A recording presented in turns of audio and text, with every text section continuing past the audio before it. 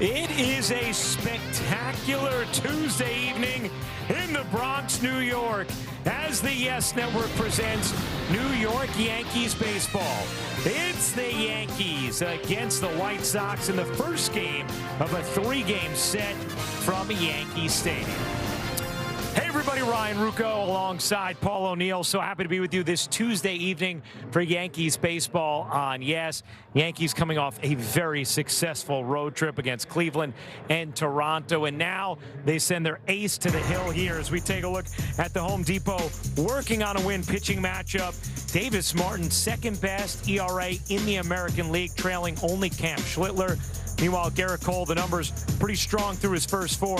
Last time out against Cleveland, Paul, he labored a bit but was able to limit the damage. Well, it was always good to see Garrett Cole taking the mound every fifth day. I mean, we waited a long time for this. And Garrett Cole, you mentioned an ace. He was with the ace of the league for a while. He's using his breaking ball a little bit more. Fastball topped 100 last time, which he hadn't done in the last 4 years. So velocity's there. Garrett Cole, it's good to see on the mound every fifth day. You see the first two starts outstanding. The last two set to work a little bit harder. Meanwhile, the Yankees take on a White Sox team that just a couple of years ago they lost 121 games. Now here they are contending for the American League Central. A lot of great stories up and down that roster. Miguel Vargas is one of them. Well, he's having a great year. I mean, you're probably going to see him in Philadelphia as an all-star. And he came over in 24 and left the Dodgers, who won the World Series, to a team that was losing 121 games. You figured, where am I? Well, he got the opportunity. He's making the most of it, having a great year offensively. He's top 10 in the American League in so many key categories: homers, ribbies, runs, and walks. Well, coming up, we know Jose Caballero loves some gamesmanship, especially with the pitch clock. Our Meredith Marakovitz dives into it with Aaron Boone next on Yes.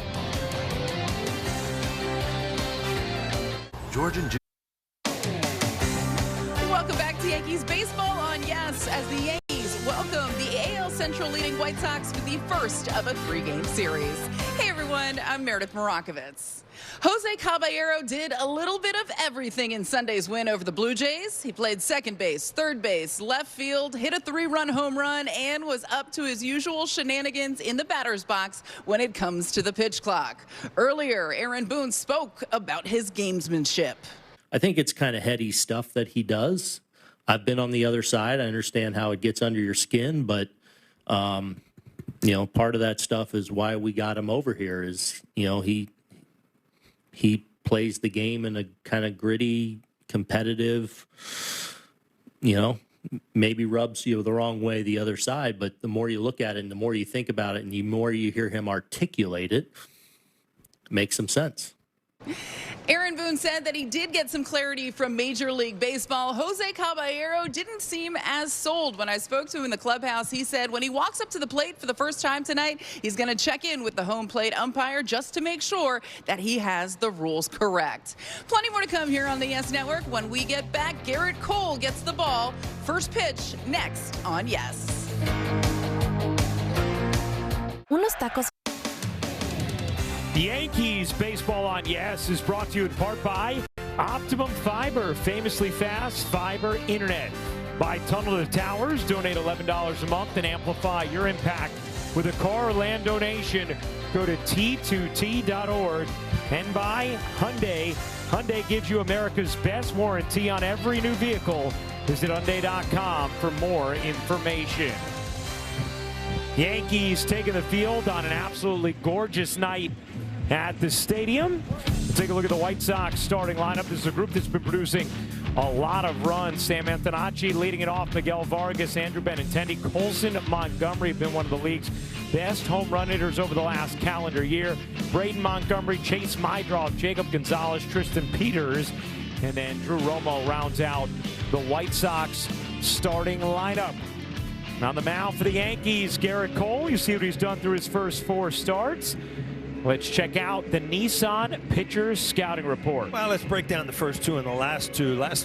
He's struggled a little bit. He given up 6 runs in a little over 9 innings. But remember, the first 2 starts coming off Tommy John surgery, 12 2/3 without giving up a run. So that's what he's capable of doing. And higher, talk about it, his fastball. It averaged 97.6 last time out, even at 100 for the first time in 4 years. And back to the basics, he's really gotten away from that cutter and basically has not thrown it this year. It's fastball, slider, and he's using the changeup a lot more.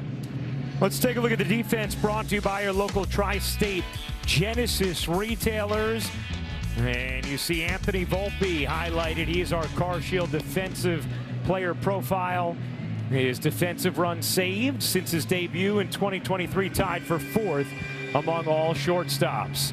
You're ready to go, Paul. I see you jamming up here, man. I can't help it, man. It's almost, I feel bad talking over, give me shoulder. It was just jamming here at the stadium. Right up your alley. As Cole gets ready to go. This is a perfect June night, huh? Unbelievable. I mean, we've given up a lot of nights where it hadn't been so beautiful in April, May, so we deserved this for a while. Super humid last week.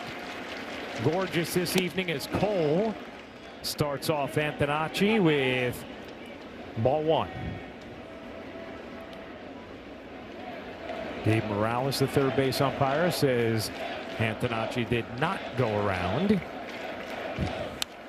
Fouled straight back.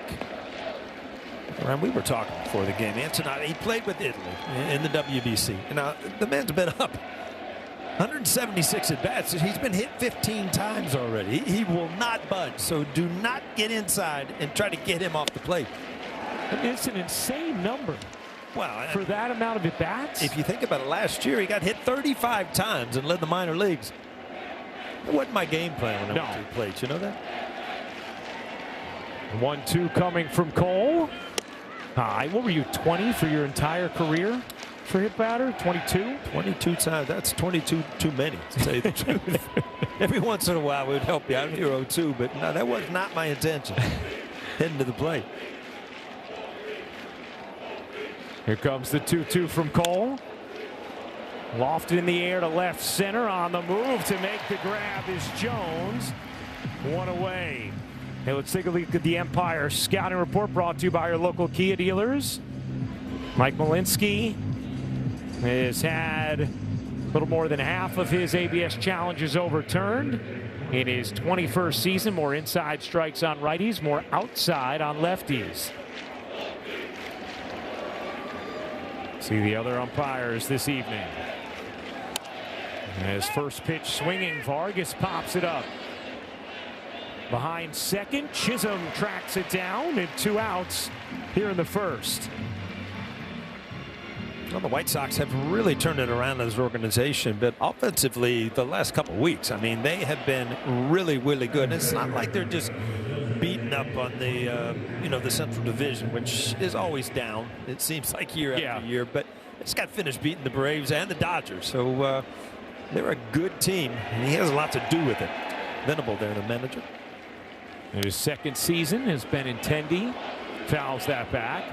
Yeah, a 2-game sweep of the Braves, rain shortened series, and then taking 2 out of 3 from the Dodgers. And how about that? 38 wins already this season. Last year they didn't win their 38th games until July 25th. You know, when I look at giving credit to a manager is they got off to a bad start this year. Yeah. And all of a sudden, you went from 121 losses to, I think, 101 last year. Get off to a tough start, and you're thinking, here we go again. Somehow, some way, you've got to get through to guys that, we can play. You compete against his dad, Max Venable? Yes, he was a teammate of mine with the Cincinnati Reds. There you go.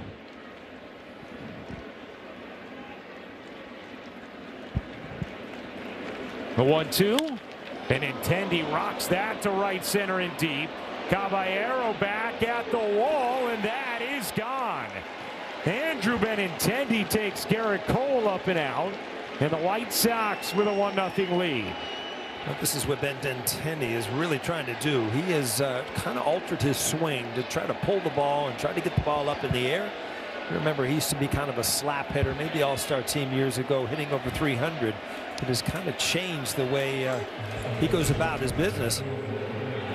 Four-seam fastball just did not quite get to the inside corner. Gave him the ability to get the barrel out and get it out of here. You talked about it, Paul. The White Sox offense, they have been stroking it of late, and because of that, they're up to 7th in the majors in runs scored per game.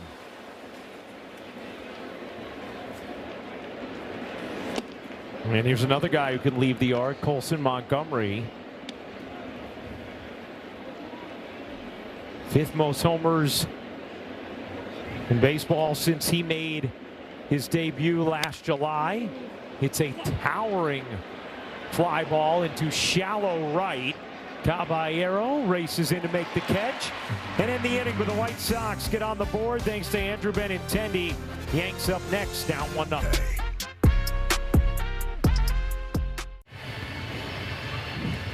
Well, the White Sox put up one at the top of the first off of Garrett Cole on the Andrew Benintendi solo home run. Let's take a look at the Yankees starting lineup. Ben Rice will lead it off at his 3rd career game-winning homer in the 9th or later on Sunday in Toronto. Then it's Cody Bellinger hitting 2nd for the Yanks.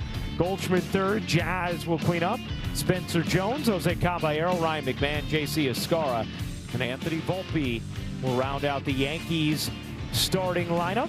Davis Martin having a really strong season, 9-2. A 2.41 ERA. Let's check out the Nissan pitcher scouting report. Well, he is leading the way. You talked about it. He is really at the top of the list of why this team has really turned it around. His 9 wins, tied for a major league lead, 9-2. Great start. 6-pitch mix. I mean, he'll use all 6 of his pitches, any count, lefty or righty. And the long ball with a lot of question marks. This will be interesting. Yankees lead all of baseball with 102 home runs, and Martin leads all of baseball. He's only given up 3 home runs all year, which is less than almost a 1/3 of a home run a game. So something has to give here.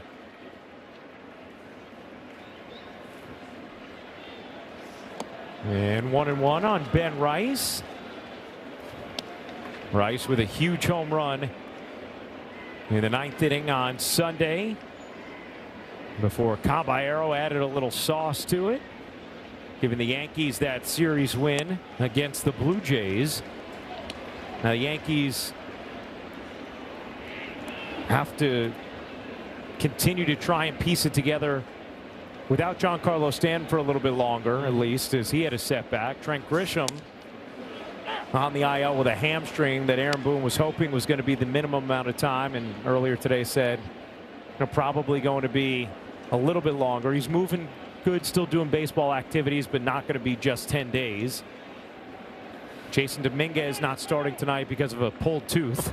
Man had a tooth pulled on a day game, or a game day, huh? Yeah, you know, I never thought I'd be in a clubhouse and hear a reporter ask, why did it get infected? Did you have a cavity? But that's what you heard. But that's baseball, Susan, apparently. Yeah, that's what we heard. I guess it didn't hurt yesterday on the day off. No. He said it was sensitive.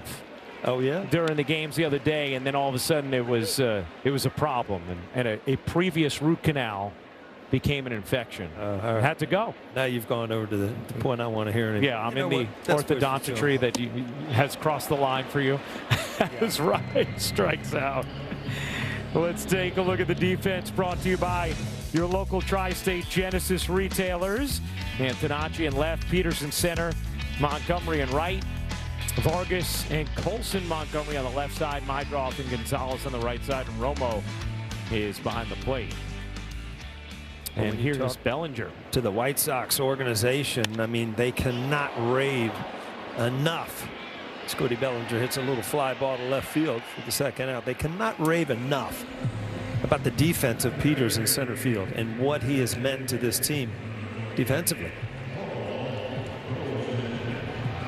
Super fast. Was a December trade from the Rays for cash, and now has totally taken hold of that position out there in center. Also broke up Yamamoto's no-hitter in the 9th inning on Saturday. Here's Goldschmidt, who takes a strike from Martin. 0-1.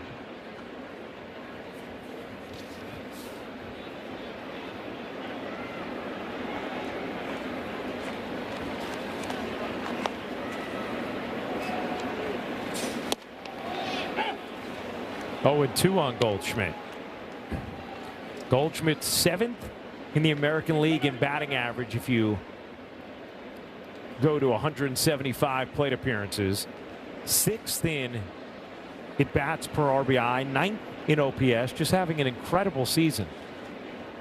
And they've needed every bit of it with the boppers they have out.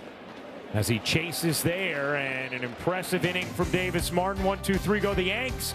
We move to the second. The home run odds for today's players. All I know is I saw a lefty at the top of the key down there acting like Brunson, just firing him up. Man, I think there's going to be a lot of kids on New York playgrounds for a long time pretending they're Jalen Brunson. You don't know how many times. I grew up in the era where you had one game a week, and it was usually the Boston Celtics. I would run out in the snow during halftime and be JoJo White or John Havlicek, and then run back, watch the second half. So I get where you're coming from. For me, I was pretending to be Kobe or Chris Mullin. Yeah, those were my guys. Here's Braden Montgomery. A little discussion with Garrett Cole, and Montgomery fouls that away on a 97-mile-an-hour four-seamer. 0-1. Montgomery made his MLB debut last Tuesday. Ended up hitting a walk-off two-run homer in the game. Pretty good debut. Yeah, that doesn't happen very often. Only 23 years old, but he came over. He's a #1 draft pick by the Red Sox. Came over in the Crochet deal, so they expect big things. When you're traded for big names like that, you're expected to do good things.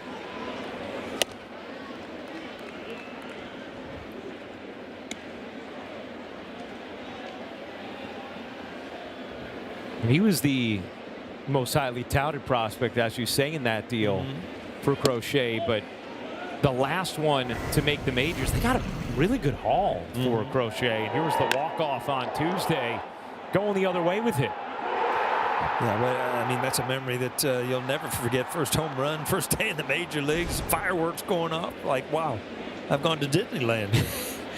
And here's that trade. I mean, that's a really good trade. Kyle Teel, outstanding catcher, who's on his way back from injury. My draw is having a terrific year for them right now at second base. Gonzalez, a legit reliever, and now Montgomery.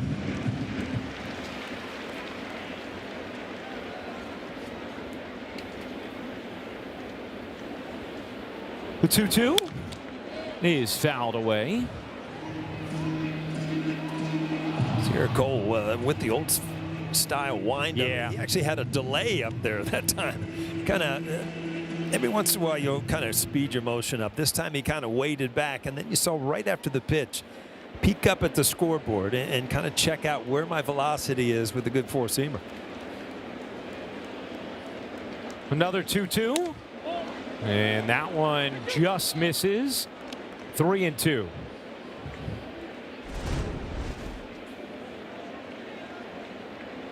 Just down. The payoff. Swing and a miss. Stuck with the heater and got him one away. Well, that's what you love to see from Garrett Cole in a fastball situation. Throw a fastball by a hitter for strike 3, swing and a miss. Four-seamer just right by. When you talked about it before, Paul, the velocity last start was so impressive for Cole. Hit 100 for the first time in 4 years. His average fastball velocity last start was the highest it's been in 3 years. All good signs. Just a few starts post Tommy John.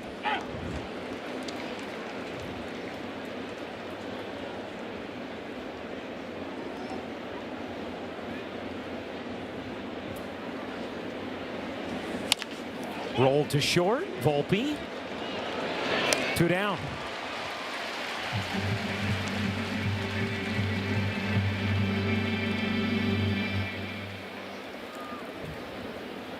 And that'll send up Jacob Gonzalez. Filling in at first for Munetaka Murakami, who was the best offensive player for the White Sox before he went down with an injury in late May, and their offense really hasn't missed a beat remarkably. As we take a look at tonight's injury report, brought to you by Montefiore Einstein, the official hospital of the New York Yankees. You see 20 home runs in 57 games, a 938 OPS. As the right hamstring strain Murakami could return later this month or early July, but this young man, Jacob Gonzalez, has done a nice job in his absence. It's kind of if you look at his career, he's been a second baseman, a shortstop, and now he's kind of just learning to play first base because there's a need there. He had only 6 career games at first base before started playing there in the big leagues.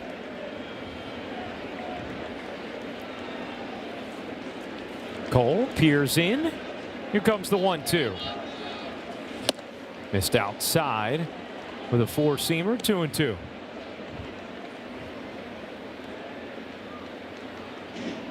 Gonzalez was leading the minors with 19 homers when he got the call up. Has worked the count full now. Gonzalez, another guy who worked with the director of hitting, Ryan Fuller, in the White Sox organization, changed his stance and saw his career, his results completely turn around. The 3-2 from Cole. He is fouled back.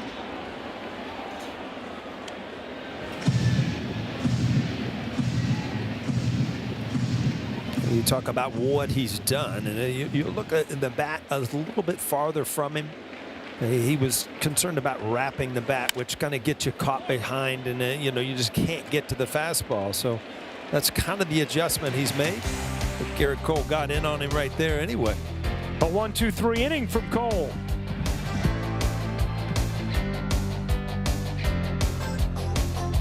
Welcome back to the Bronx, where the White Sox lead the Yankees 1-0 as we head to the bottom of the second.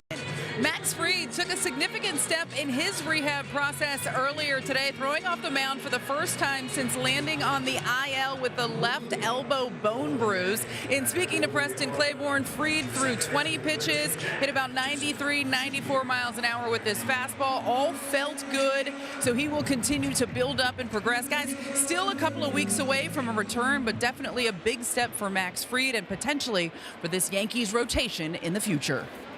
Thank you very much, Meredith. No doubt we are all looking forward to seeing Fried and Cole in the same rotation. Yeah, you look at some of the studs you're sending out there: Cole, Rodon, Schlittler, Fried, Cole. I mean, it goes on. Yeah, that's reminds me of the old days when we used to get off the plane in Atlanta. You knew you were getting Glavine, Smoltz, and Maddox. I mean, it just day in and day out. Great starting pitcher they have the opportunity to have right now. What a shot right there with all that talent in one dugout. And Clark Schmidt, who's been throwing, and you know, you see where he might end up factoring in.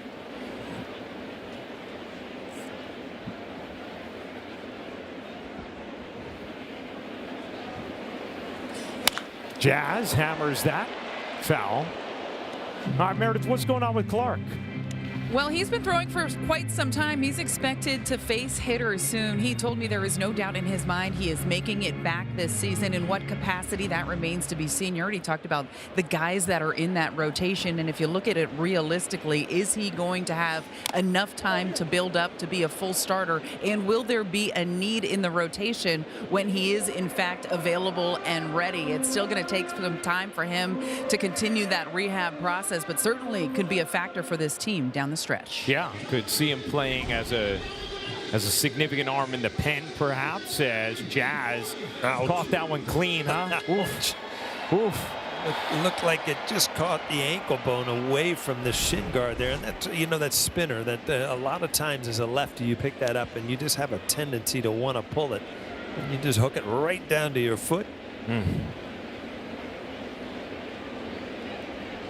And receiving some attention now. We're going to stay in.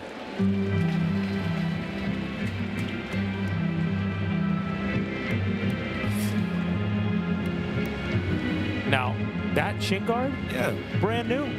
Just got it in the mail today, according to Meredith. Must have got it from Jordan at the North Carolina logo. Yeah, there you go. Baby blue. Guys, Gaz cuts and misses. Strike 3. Yeah, Mayor? Ryan, it was kind of funny. It was kind of like a kid in a candy store. He said it felt like Christmas. He had a huge box that had been sent to him from Jordan with different gear in it to kind of update his stuff for his on-field wear, batting gloves, the shin guards, a little bit of everything, some new sneakers and cleats. He was very excited about it. Not Love excited that. about that strikeout, though. There's nothing better than going to your locker. You've been on the road, and it is. It's just like Christmas because there's certain things that you only get at the major league. Yeah. I mean, if I needed a new pair of shoes in AAA, you had to go to Dick's Sporting Goods, you know. Right, You get here, right. You know, they just show up at your locker. You get to open them up. It's one of the fun things, believe me. Feels like mean, Christmas? Yes. It's good stuff.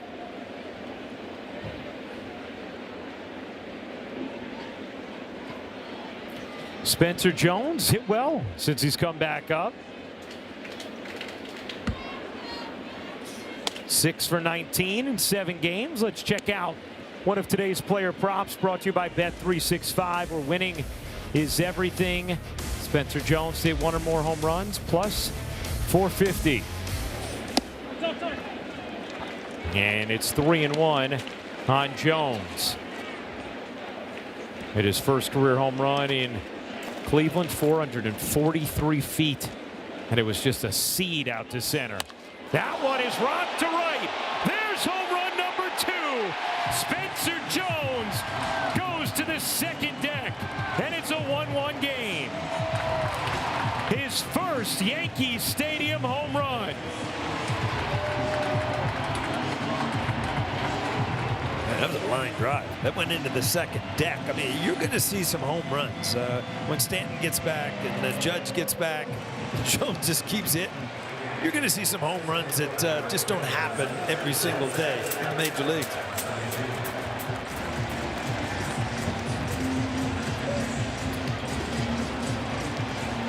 In the pregame, we talked about Martin's only given up 3. Well, let's make that 4. Yeah. One swing of a bat. Yeah, those question marks, and Spencer said, I'll answer that question. We took off one of them. Yeah. A couple of them.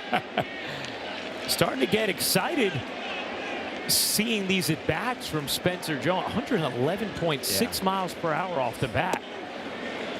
Well, his leverage and his height and, you know, his swing, it's going to produce home runs. There's no doubt about it. It's all about him being able to get comfortable to stay in the strike zone. He's, to me, a lot like Aaron Judge in the sense that he doesn't need to try to hit home runs, to try to pull the ball. If he gets a pitch, sure, but he can go the other way. He can go dead center field. See, this ball's supposed to be up and in, and that's kind of been the zone that a lot of teams have been able to right under his hands. That ball was down enough in the strike zone where it's very hittable. Ouch. That ball got squared. Whack.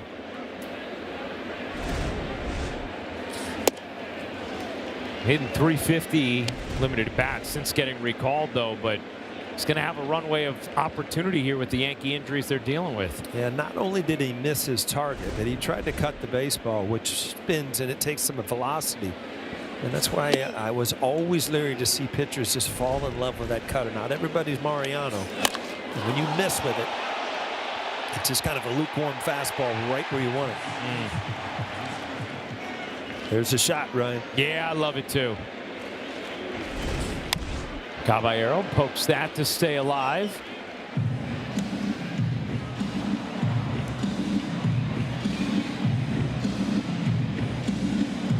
Caballero might have been the biggest talking point today pregame after his pitch clock gamesmanship in Toronto and trying to get clarification about when he has to look up as he lines out to first, 2 away.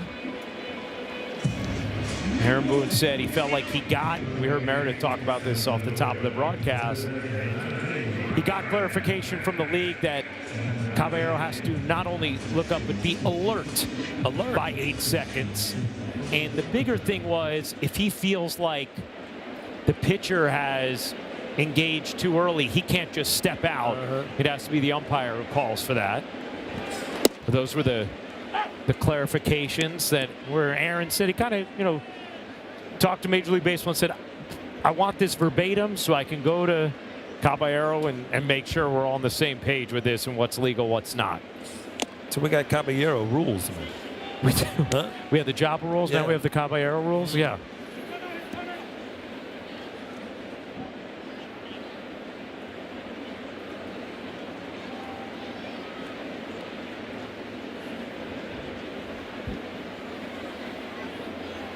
McMahon's been hitting better lately as well as he flicks that into center. Peters will cover it and end the inning. But Spencer Jones starting to like what you see right here from this big young man. Absolutely slammed out to right. His first Yankee Stadium homer. It's a 1-1 game.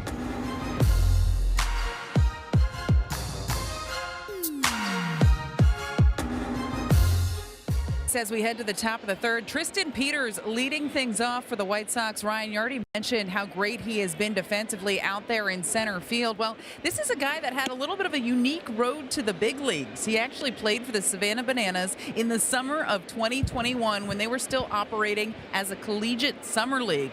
He credited them with getting him out of his shell a little bit, loosening up, and just playing a bit more freely, all of which he feels like have benefited him at this level. And Paul, I know you were wondering, did he do the dances? Did he do the TikToks? He did a couple of them, but they weren't as prevalent back when he was with the Bananas. They obviously have become much bigger as of late as he flies out to right to start things off here.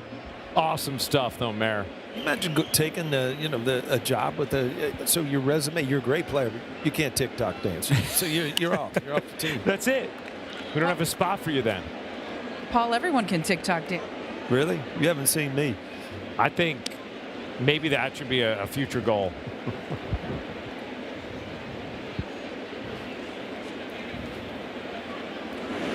Drew Romo takes outside 1-1. Romo bounced around on waivers this offseason. Rockies, Orioles, Mets, and then finally the White Sox. And getting a lot of playing time here with Kyle Teal still not back.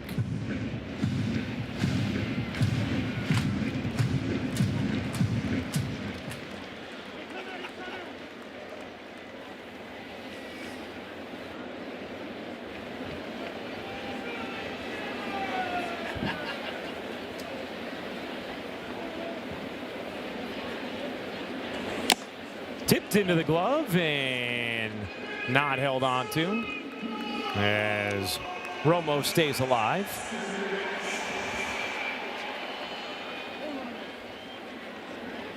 Cole, good velocity on the fastball again tonight.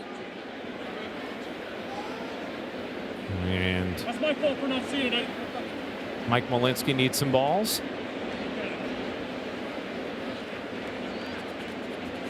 You heard him say, that's my fault. Yeah, for not seeing it, yeah. He wasn't ready. He needed another pearl to throw out there. Yeah. It wasn't there.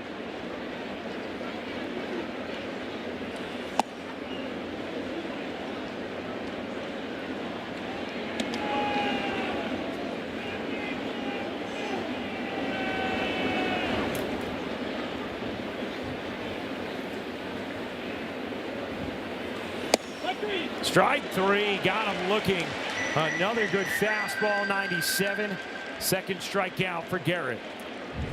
Yeah, I think he feels like he has his good life on his fastball. That's another four-seam fastball just right there. You're talking about the White Sox. They're a good offensive team, especially the last 3 or 4 weeks. So this is a good test for Garrett Cole.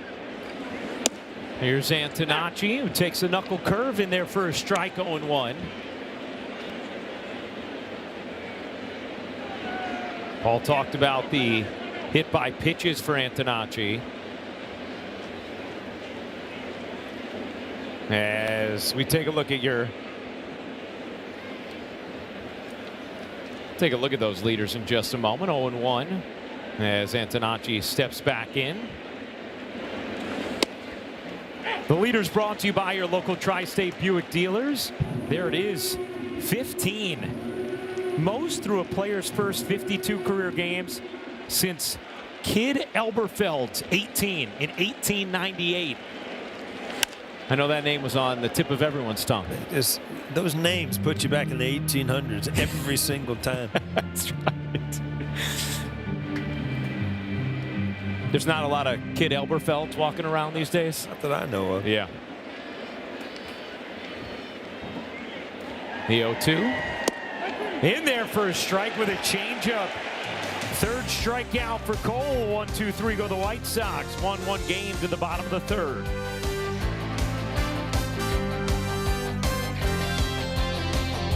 Bottom of the third inning. Ryan Rucco, Paul O'Neill, Meredith Morakovitz, our entire Yes Network crew. Appreciate you hanging out with us. A solo homer from Andrew Benintendi in the first. And then Spencer Jones, his first Yankee Stadium home run in the second. And a 1-1 game in the bottom of the third. Yanks with a 1.5 lead in the American League East after their successful road trip and the Rays' recent struggles. As Skara takes outside 1-0.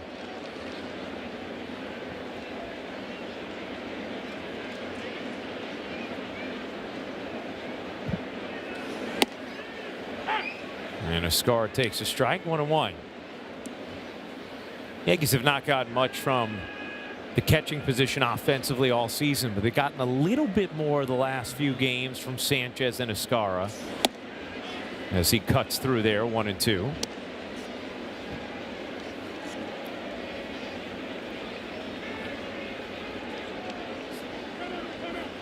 And a timeout called by Skara with Volpe on deck.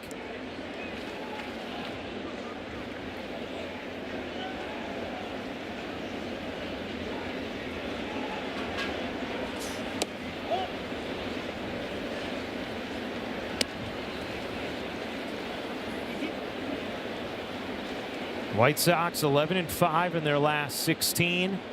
They've won 21 of 32 overall. And a count now full on Skara.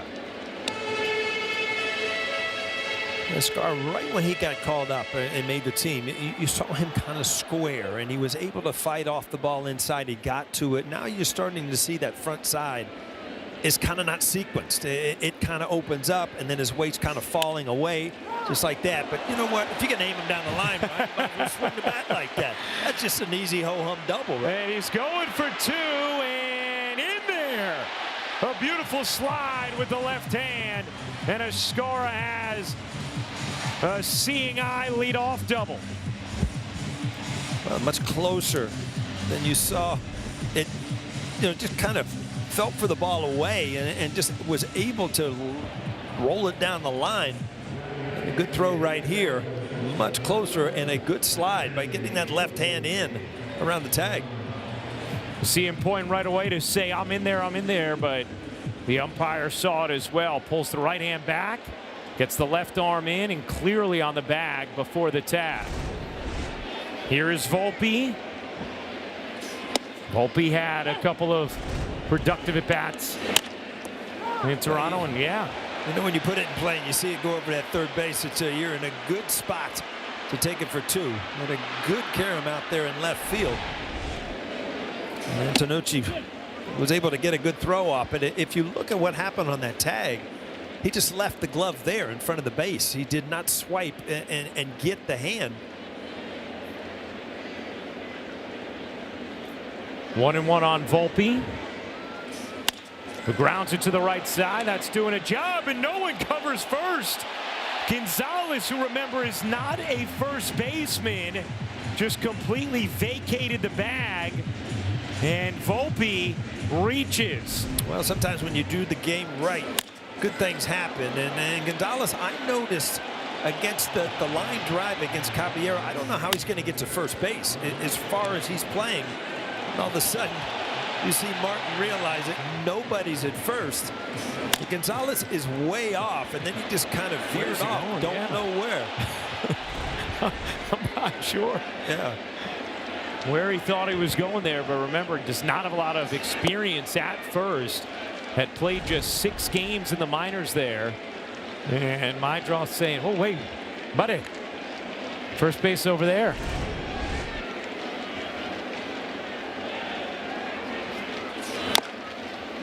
He has played first aptly since coming up, but that's not his position. He's just there because of the injury to Murakami. And you could see the inexperience manifesting on that play. He's been a shortstop and a second baseman in the minors.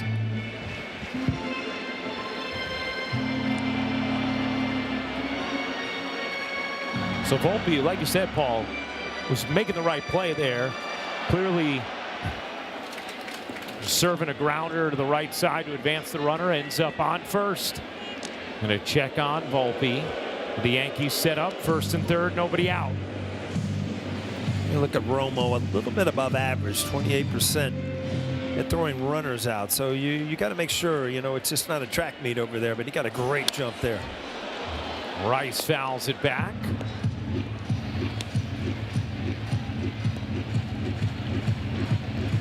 And you're right, Volpe had the bag stolen.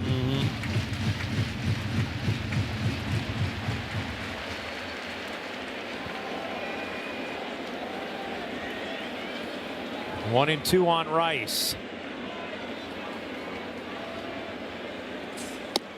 Wow, backdoor slider, and Rice is going to challenge it right away. And Rice thinks this ball went around the plate. See if it ever gets back to the outside corner. No. ABS powered by T-Mobile. And that is 1.6 inches outside. The conviction from Rice, and the at-bat continues in a big spot. Volpe dances off of first, and now the count is full on Ben Rice.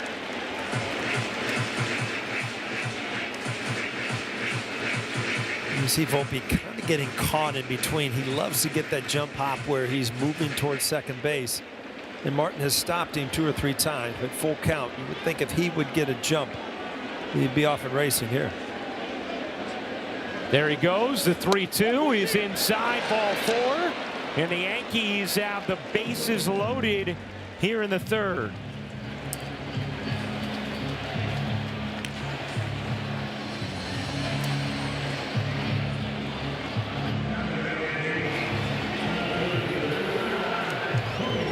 Here's Cody Bellinger.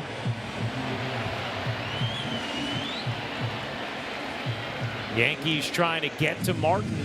Not many have this season. He has the second best ERA in the American League. Only Cam Schlittler with a better one. And an opportunity here with the middle of the order up and the bases loaded, nobody out.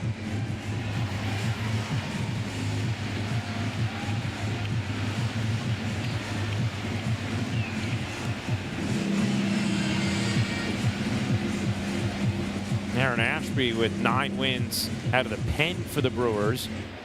Martin with the 9, tied for the most in the majors.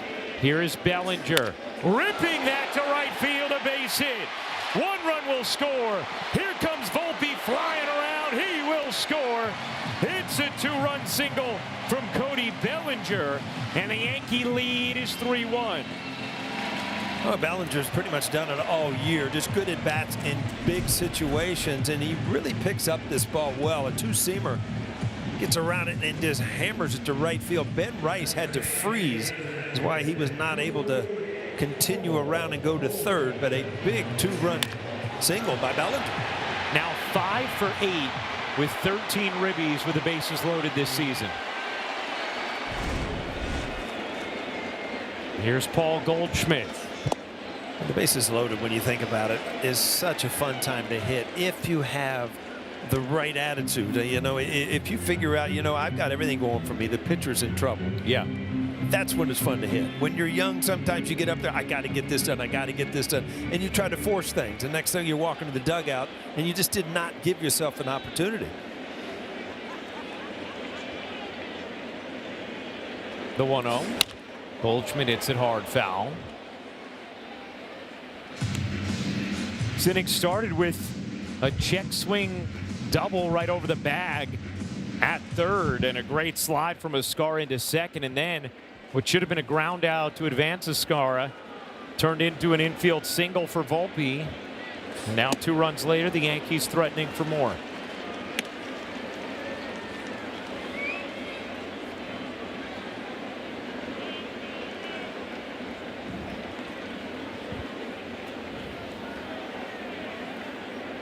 The 2-1.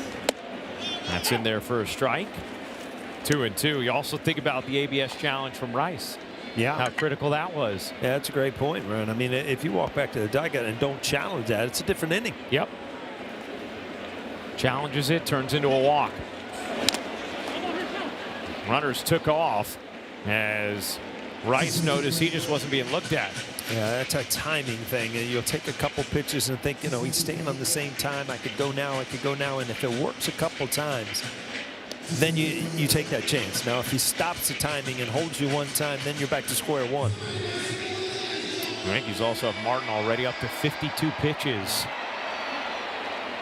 with no outs in the third.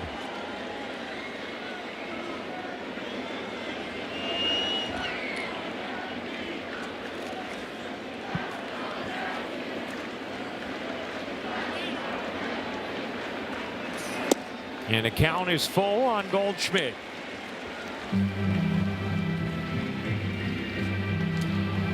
Rice at second, Bellinger at first. And Paul Goldschmidt will call time.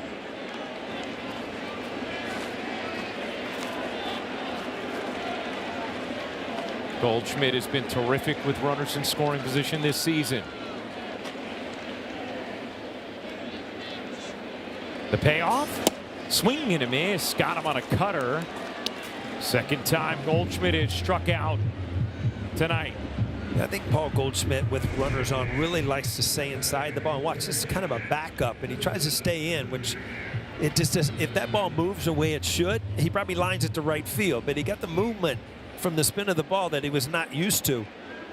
You see him trying to stay inside to hit it to the right side. Just wasn't able to do it. Here's Jazz, struck out his first time up. And that backdoor curve in for a strike, 0-1.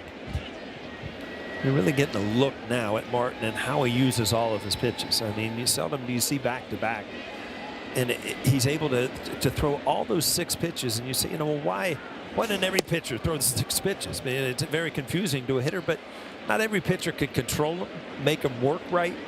And, you know, sometimes there's just too many cooks in the kitchen, and you just you can't control any of them. Doesn't use any of the pitches more than 26% of the time. It uses all of them at least 13% of the time. So it really is an even mix with those 6 pitches. Slider, change, sinker, four-seamer, cutter, and curve. The 1-1. It's a little challenge to myself. Could I say all 6 pitches before the next pitch? That was impressive. Thank you. I'm here to try and pull off these linguistic tongue twisters feats. aren't good for me. We have to go to break before I get through. Jazz will call time.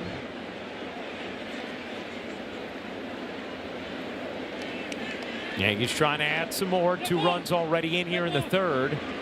And Martin engaged too early there and was asked to step off by Malinsky. This Jazz has till that 8-second mark to be alert. 1-2. That's into dirt. 2-2. Take a look at the pitch arsenal. StatCast 3D powered by Google Cloud. Yeah, you'll see. I mean, he uses everything and at a high percentage, and he has great control at both sides of the plate with all 6 pitches, and that's which makes him good. And now the count full on Jazz with Spencer Jones on deck. Jones has already gone yard tonight.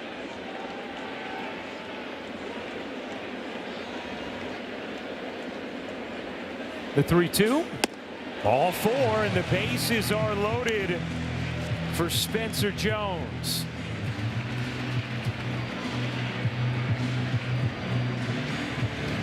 And a little trip to the mound. Jazz has been mixing in his walks lately. Had 3 on Sunday after coming into the game in the 6th inning. And he works one here.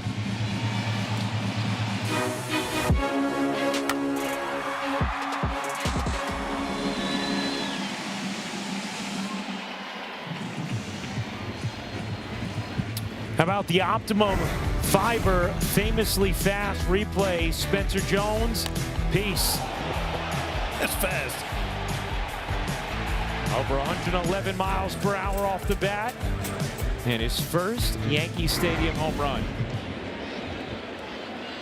And now he bats. Bases loaded, 1 out. 2 runs already in here in the third. And Jones takes a change down, 1-0. You know, this is really the time of the game where it can get out of hand. And, you know, if you didn't have Martin out there, who's been so good, chances are you might be in the bullpen already with a lefty up against Jones. The 1-0. Jones holds up. It's 2-0. Jones has been very effective in his limited at bats since coming back up.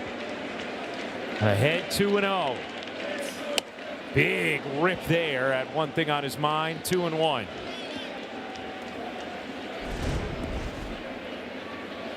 Oof.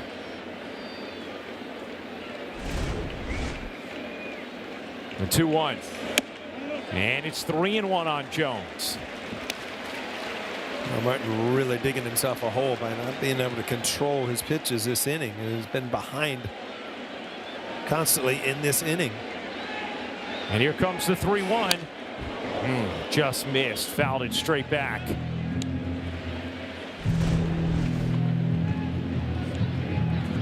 Just a little movement at the end. Got it away from the barrel of the bat.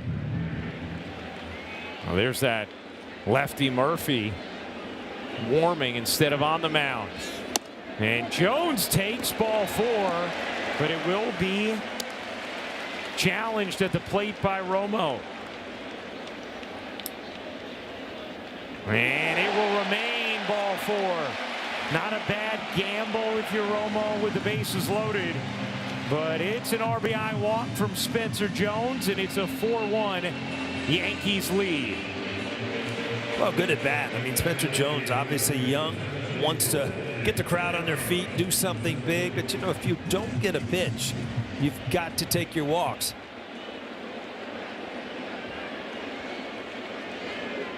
Here's Caballero with the infield in.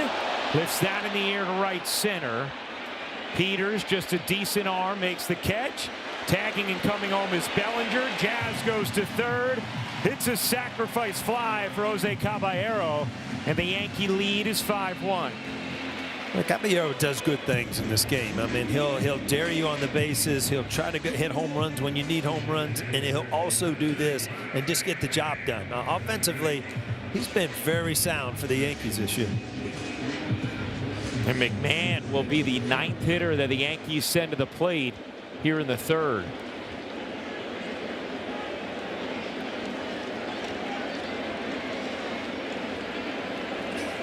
It's time. 1-0.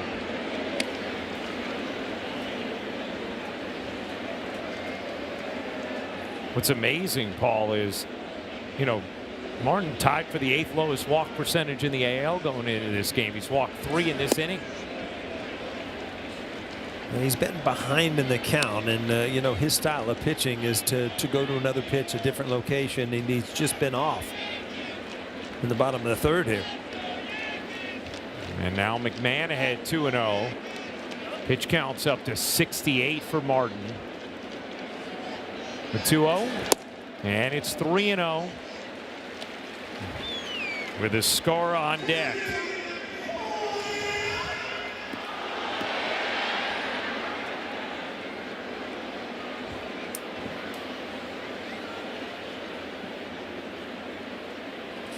McMahon swinging and just taps it weakly to second. That will end the inning, with the Yankees put up 4 runs in the third, have a 5-1 lead at the stadium.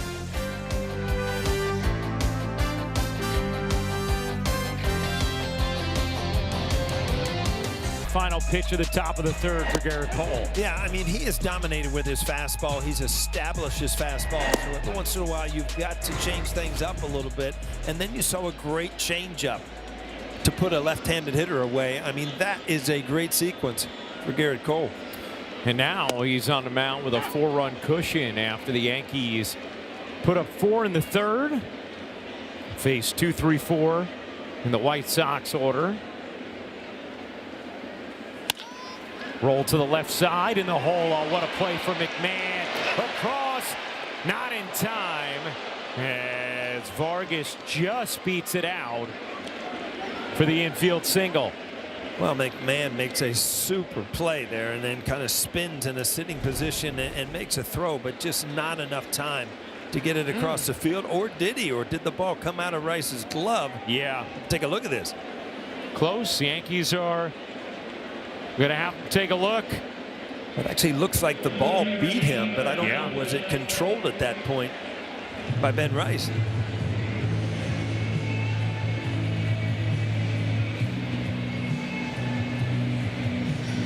It never left his glove, though. Yeah.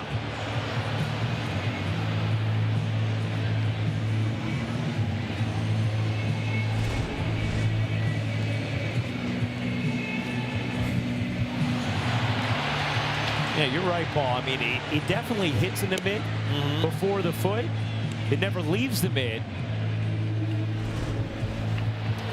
Wasn't fully controlled initially by Rice, but Aaron Boone says, put on the headset. And yeah, he is less than thrilled.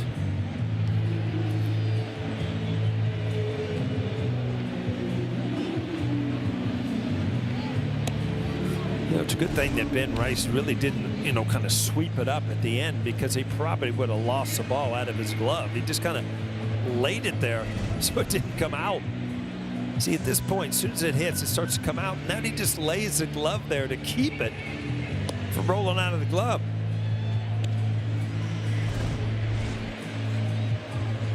And the ball doesn't have to be in the back of the mid. It just has to be within the glove.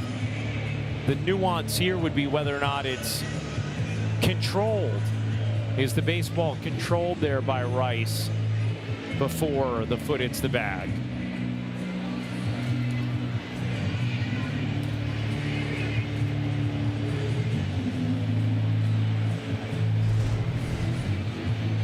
Taking a long look at it. He's explaining, it hit here, but it ended up there. And if you're waiting to see if you got a hit or not, you don't want to hear any stories. I just want to know if I got a hit or not.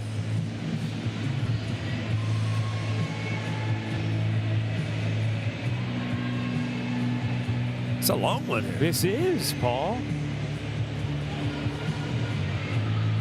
All right, here we go. After review, the call is overturned. Runners out. Yankees retain the play.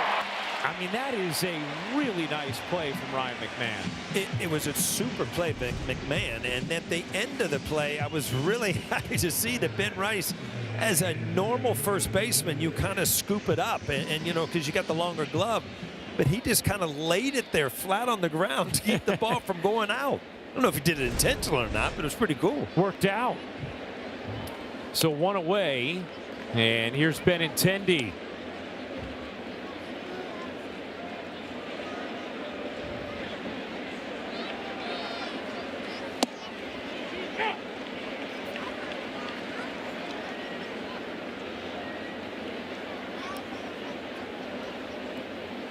Cole at 46 pitches.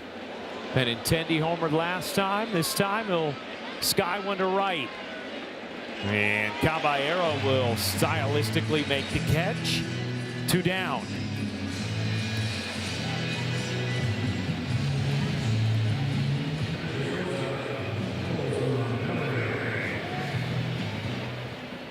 Here's Colson Montgomery.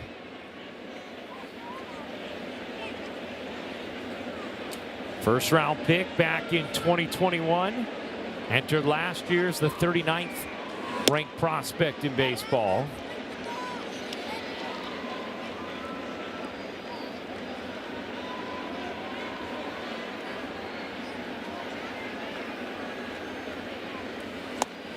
Oh, and 2.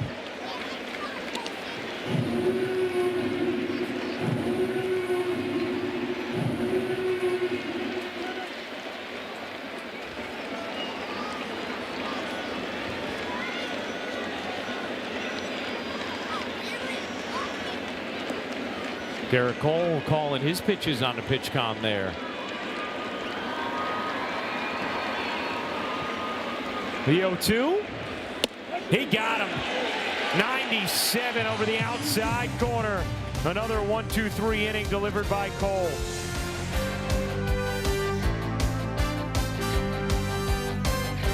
Awesome shot of Yankee Stadium. Bottom of the fourth inning, Yanks a 5-1 lead on the White Sox. 4 runs in the third that was started by this man, J.C. Escara. Hit a check swing double just over the bag at third. And now he has a single up the middle. J.C. 2 for 2. And the Yankees get it started in the fourth. Hey, the New York Yankees Foundation Grand Slam auction is open now. You can bid on amazing items and VIP experiences, including a dinner at home plate at Yankee Stadium and many more. Scan the QR code or go to Yankees.com/Grand Slam auction and watch Yes's game coverage this Saturday to get a special look at many of the items up for bid. Some incredible stuff there for the Grand Slam auction, so make sure to check it out. I don't know if I told Nell, hey, Mom, we're having dinner at home plate tonight. Yeah. I don't know if she'd be as excited as I am, to tell you the truth. Depends what's on the menu. Yeah. That'd be pretty cool, though. Yeah, really cool.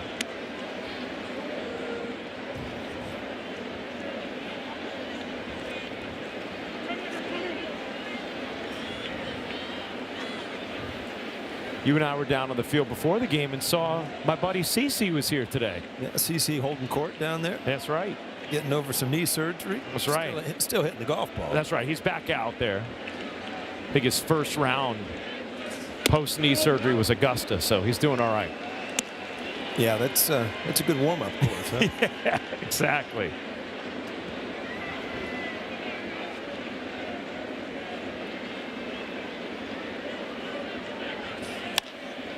Volpe pops it up. Mydroff looking for it. Now finds it and makes the catch. CeCe was telling me on the field he's doing the Field of Dreams. Yeah. Which, brings back the memories of the Yankees and the White Sox. What a cool thing that was. And they're back to the cornfield this year, right? Amazing, yeah. I mean, watching that game was such a spectacle and so dramatic. So many late, huge home runs, lead changes.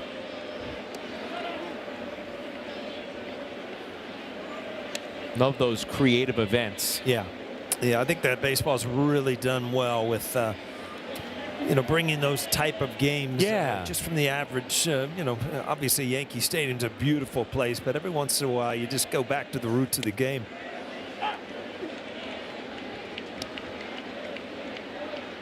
Even what they've done with their international series and those games and the way they felt like events.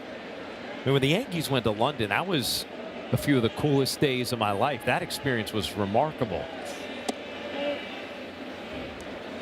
Meredith and I had a lovely tea time there. It was nice. Oh, yeah. Tea and crumpets. That's right. Paul, you should have seen how proper we were that day. High tea with Ruocco at the Four Seasons. Come on. Champagne at 11 a.m. What's better than that? Rice. Yep. Correct answer. Goodbye.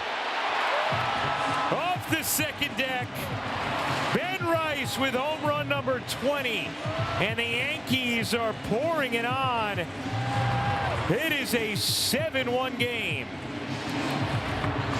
Well, Ben Rice, he took another question mark off the scouting report. We had 3. Well, there's 2. He has had some kind of year. And again, the importance of his bat in this lineup with some of the big boppers out of the lineup, he is just having a phenomenal year to this point.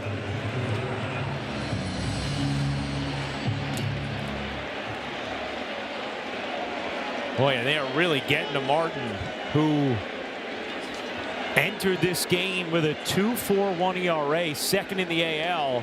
Aaron Judge all smiles at what he's seeing. He had 9 starts, allowing 0 or 1 run. Second most in the majors to Cam. But the Yankees have touched up Martin for 7 runs so far here in the fourth.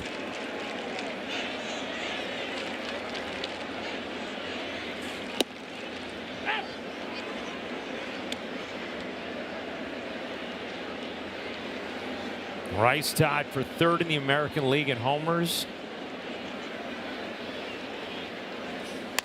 As Bellinger just golfs that one into right center. Beautiful piece of hitting.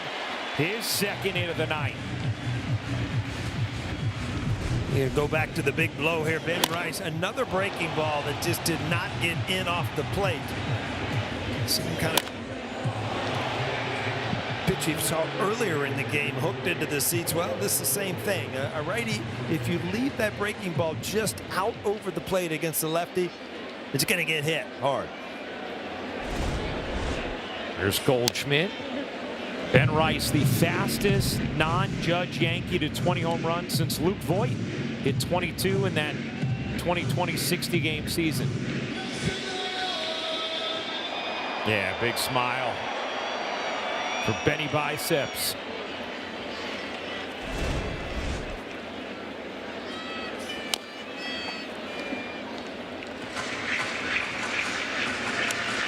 Speaking of biceps, you notice Boone was looking a little swole at his press conference today. I think he lifted before he went to the press conference. I was going to say, don't mess with the manager.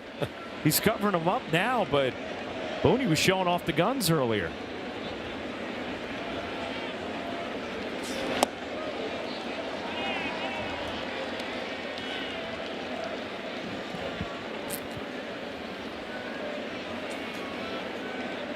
Goldschmidt 0 for 2 with 2 strikeouts.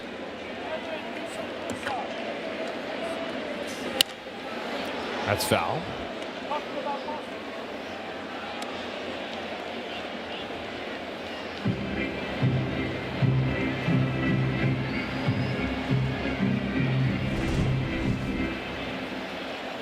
Oh, look at that. I mean, come on.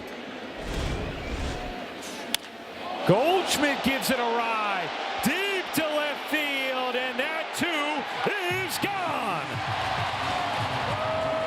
The last question mark erased, Paul. That's right. I'm glad I only put 3 there. You don't want to waste them all tonight. But again, Goldschmidt has just been unbelievable for the Yankees. His 10th of the year, but the time that he has taken off is the time that the Yankees need him. Well, they've run away with this one.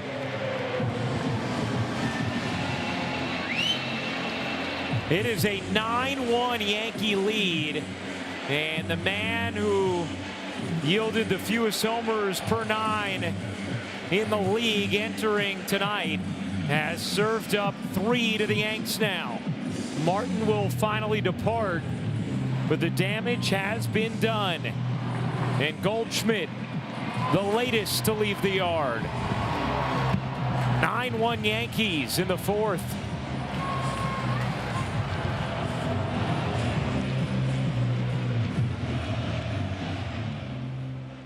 Of an MLB fan, seeing it all. The MLB Journey to 30 sweepstakes presented by T-Mobile is the ultimate bucket list. Enter now for your chance to win trips to all 30 ballparks. Yes, all 30. Go to MLB.com/journey to 30 sweeps. Here's Chris Murphy. Well, Paul, your scouting report was spot on today, my friend. No, I didn't know how many question marks to put on the scouting report. And everybody thinks if they didn't see the scouting, what are you talking about? Right. I said something has to give. He only gave up 3 home runs all year, which leads to all starters in baseball.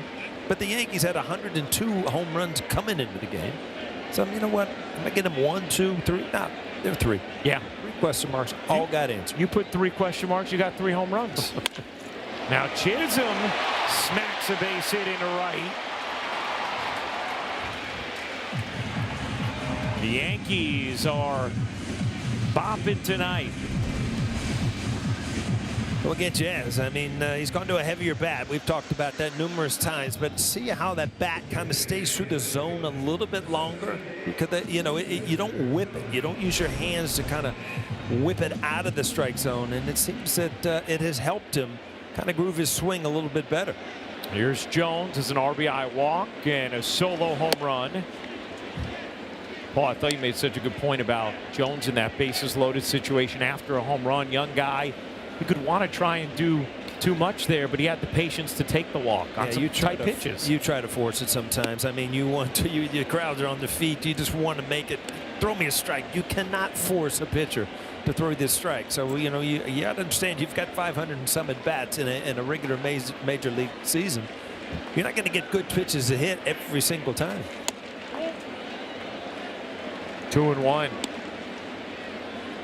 It's so funny. There's times where you're really hitting the ball well. You don't want to walk. Right. I mean, you know in the back of your mind, I'm going to hit something hard. You don't want to walk. And there's times that you feel bad. You're begging for a walk. 2-2. I put a chin strap on that. Yeah, I mean, that thing keeps rocking around. It's that young hair, Ryan. They just want to show it off, you know?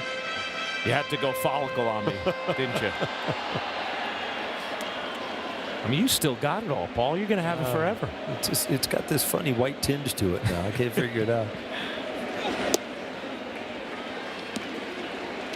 3-2. Beautiful night sky. I mean, really a perfect June night for baseball. The 3-2, and there's another walk from Jones. Been on base all 3 times.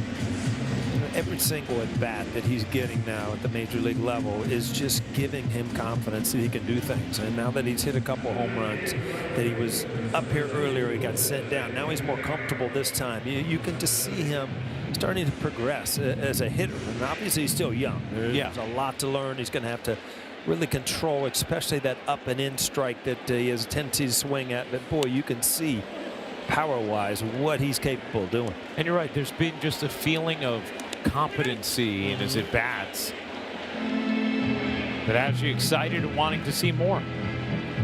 In addition to the 111-mile-an-hour lasers. That gives you a lot of confidence. I was talking to him on the field a little bit before the game, and just asking him about center field and right field, and he said he's much more comfortable, rep-wise at center field now. But when he was drafted, he played a lot of right field, so it's nothing new to him. But he is so big. It's amazing. His athleticism enables him to play center field with speed. Caballero chops that foul.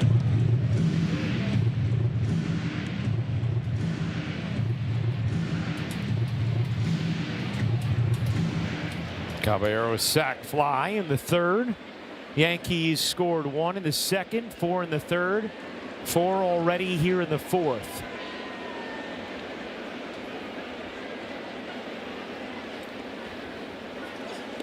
And Caballero went around. 2 down.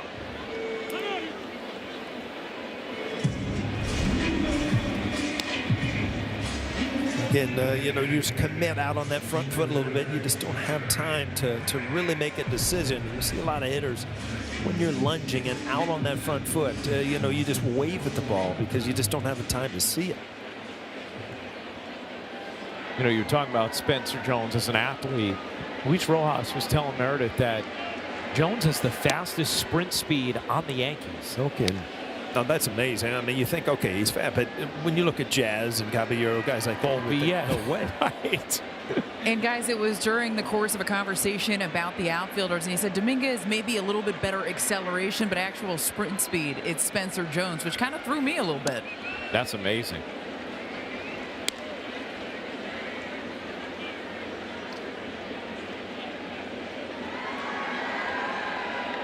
One and one on McMahon, who made the final out as the 9th hitter to come to the plate in the 3rd.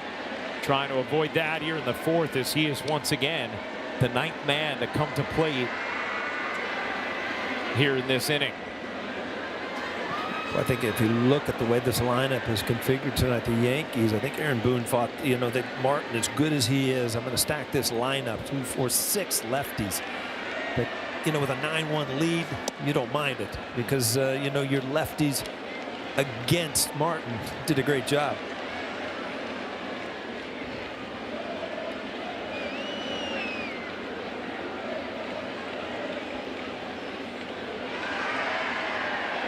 Two.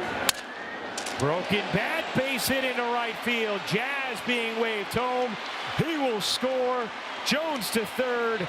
It's an RBI single for Ryan McMahon, and it is a 10-1 Yankee lead. Well, the Yankees just keep going on here tonight. I mean, good solid at bats with men in scoring position. They've walked when they needed to. They've had home runs. Again, this is a slider, not a lot of break. It kind of stays there, but off the end of the bat. To hit that slider away as a lefty, you really got to stay on the ball, which is a good sign for McMahon.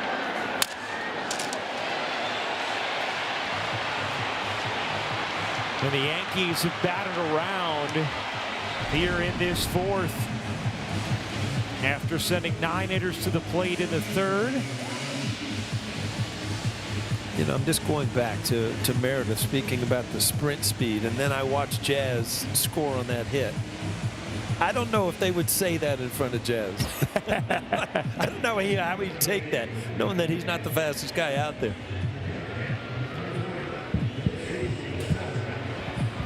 Escara, a double and a single on Jazz.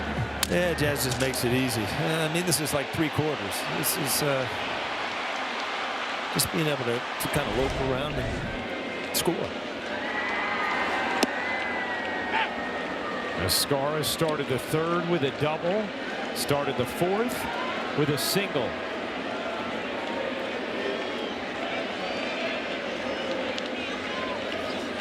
Gorgeous pink hues in the clouds on a beautiful blue sky. They must teach you guys this at Fordham, because Michael does the same thing. You like paint pictures. You know, I think we both just love life and words. Notice things and want to describe them. Look at that. You must have loved playing on nights like tonight, Paul. Yeah, I mean, this time of year, and you always know when it doesn't get dark till like 8:30 that, you know, this is summer. This is what baseball's all about. Although when it gets cold and dark early in October, that's really what baseball is. There you go. Especially here. Escara cues it softly back to the mound. Murphy throws it away. Could have seen that coming. Away this is gone. Run will score. McMahon to third. Escara at second. It is an 11-1 game. Yeah, this is just one of the nights, and we've talked about the White Sox, how they're so skewed. Their home and away record, 24-12 at home, 14-20 on the road. Haven't been the same team, and you could see this kind of inning starting to unfold where Venable's going to have to figure out how he pitches to get through this game and on to tomorrow. Plenty of time, just kind of tugged it up the line. No opportunity for Gonzalez. And E1. Inning continues for Volpe. The scorebook's getting a little funky over here, Paul. Well, you don't have to worry about your whiteouts. You don't. If you make mistakes and it's 10-1 or 11-1, you just leave them there. You just roll. Yeah, I think you're right.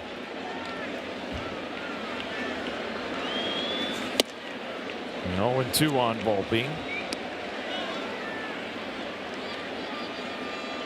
The only man who has not joined the party, to use our friend Ken Singleton's term, is Caballero, who does have a sac fly. 8th game, the Yankees have scored in double figures.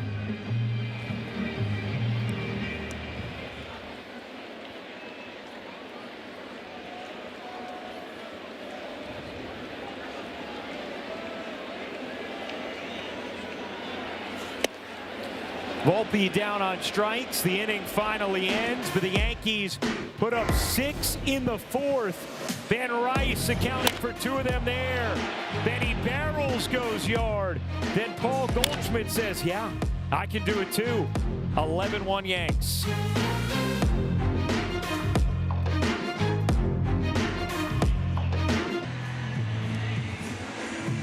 Yankees baseball on Yes, brought to you in part by Delta, the official airline of the New York Yankees. Delta, keep climbing. Well, we're going to keep trucking here, Paul. Keep on trucking. That's from like the 70s, Ryan. That's way before your time. That's true. 5th inning, and Garrett Cole has been staked to a 10-run lead. And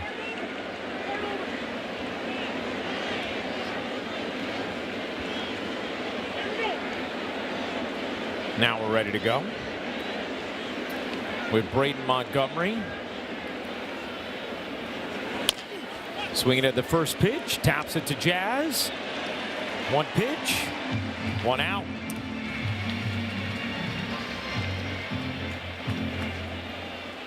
Cole has retired 11 in a row since that Benintendi home run. Yeah, it just goes to show you, and you say it time and time again about veteran pitchers. You know, you give up a home run in the first inning, and you close the book on it. You turn the page, and the next thing you know, you look up. There's been a hit since, and you've allowed your offense to throw up 11 runs. You know what else you see when you look up? What's that? House of Dragons costumes on the scoreboard tonight. You're going to have to explain these things to me. I'm seeing a lot of costumes. I felt like it was Halloween. I didn't get the whole thing behind it, but is that Game of Thrones? That's Game of Thrones. It's a Game of Thrones spinoff, and it's House of Dragons night at the stadium. So they have all the players dressed up in Westeros gear. It's a prequel series to Game of Thrones. It's very good, Paul. Mm-hmm. And season 3 is coming back.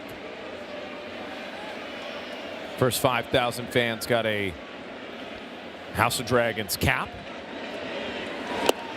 Nobody got that costume, though. No. Just Chase Mydroth.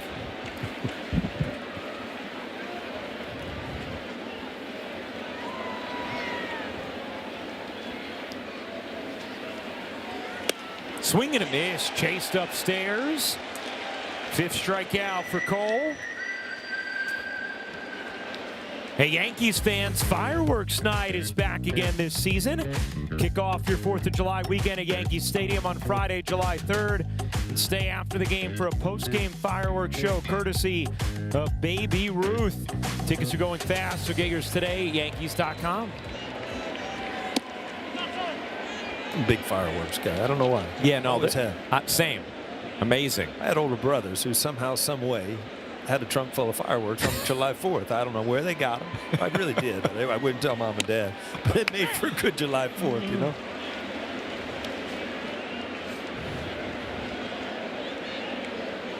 I'm a big viewer. I'm not a big executor of the actual firework.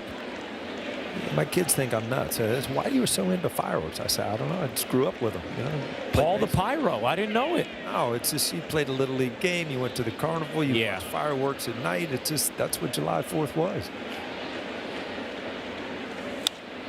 Like a scene from Sandlot. Kind of. Rock is warming. Yeah, that screen's not backwards. They got 5 lefties in the bullpen. 5. Yeah, that's a lot to have down in your pen.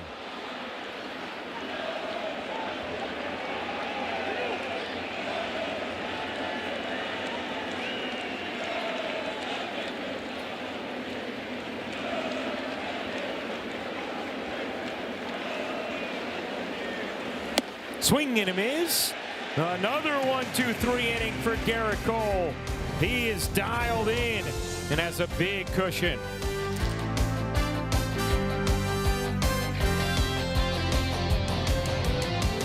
To take on the White Sox. Don't miss a minute of the Yankees beginning at 6:30 only on Prime.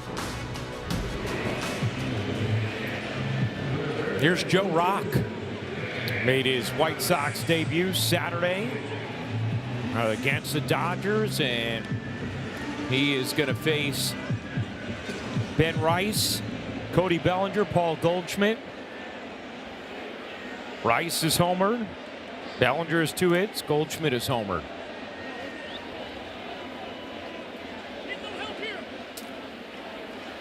And I think we have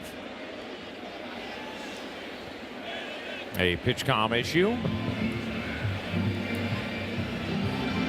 I don't know if you heard Michael when we're doing games, how he gets so chapped when these things go wrong. They should have been fixed before he went out there. You know, just a thought. Yeah. He has a point. You're right. Testing in the dugout. Maybe the service just doesn't work out there. Bad cell phone service? That's right. Ryan, while we're sitting here, we talked about the Field of Dreams. Yeah.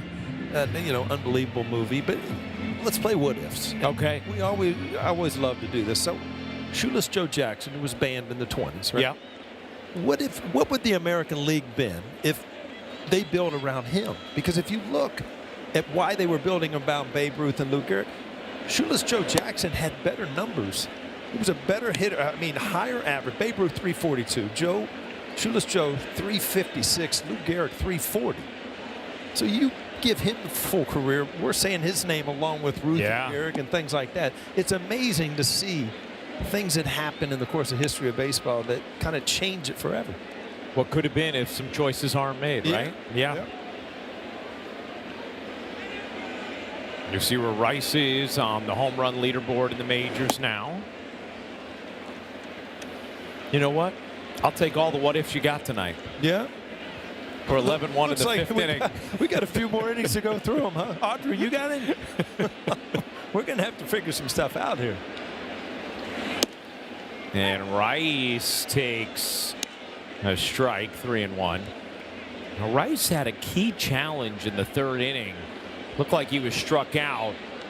Tapped the helmet, became ball 2, eventually walked, and it helped set up that big third inning as Ben Rice works a walk right now. All right. Time for Name That Yankee, brought to you by Prevagen. Made for your brain. Started with the Royals and the White Sox. Ryan Doty, one of my favorite guys. I love him. Yeah? Great guy. Okay. Your teammate. Uh-huh.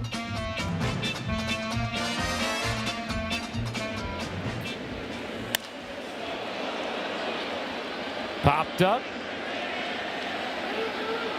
Foul ground, and catch is not made there by Vargas. Had more room than he realized, and the at-bat will continue. Yeah, that's just not knowing the ballpark. Reaching for the tarp, but he was not there. I mean, ideally, you want to sprint to the tarp and then find the baseball and adjust to it. But he was kind of coasting over there, and then you get in trouble thinking you're going to hit it. I'm going to give you a clue about tonight's trivia. Okay. He had a pitch. Yeah. That resembles so much of Cruz in the bullpen. We had a fork ball?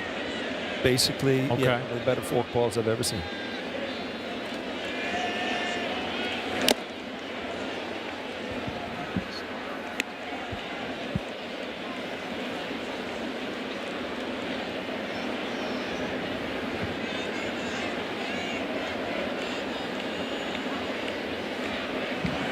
Bellinger lines it to center. That gets down.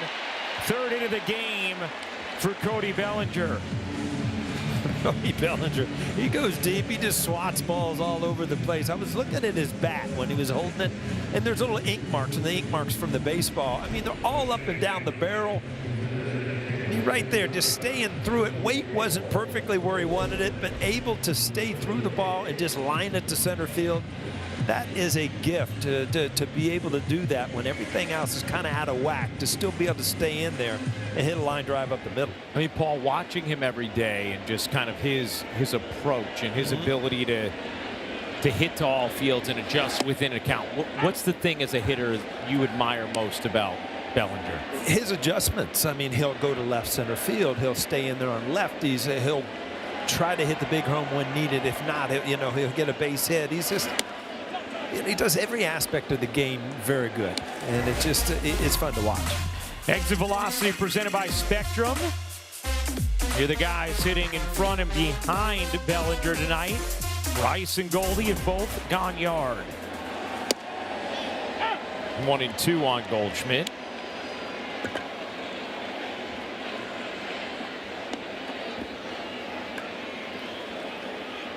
Ten homers this season, 5 against lefties, 5 against righties. Broken bat, foul. Left a little shard in the infield. Now, Goldie, he belongs, all right? I feel like he would be House Stark, but maybe he's a Targaryen. I know I'm speaking your language. Way over my head then. I don't know what you're talking about. I'll act like I do, though. I feel like you would enjoy Game of Thrones. Is that right? Paul. Yeah. I mean, that would be a heck of a binge for you now.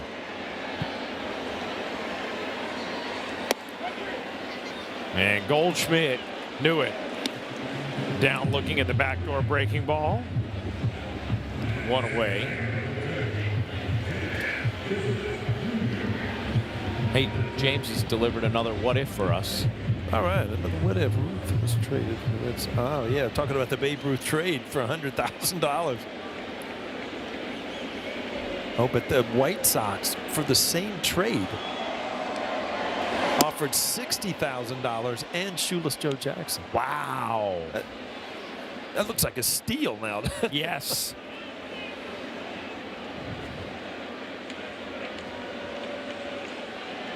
Good one, James.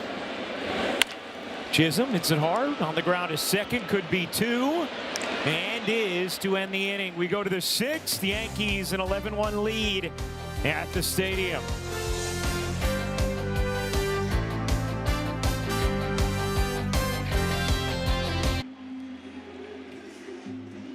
Shackey will Nick Kurtz, Ben Rice.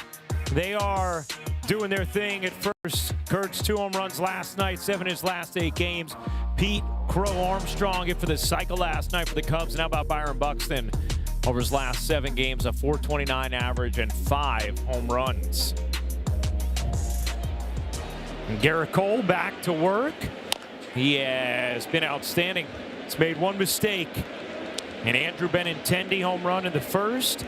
And he has retired every other hitter that he has faced. 13 in a row sat down by Cole. Pitch count in really good shape as well. Remember, this is against a White Sox team that's been hot offensively.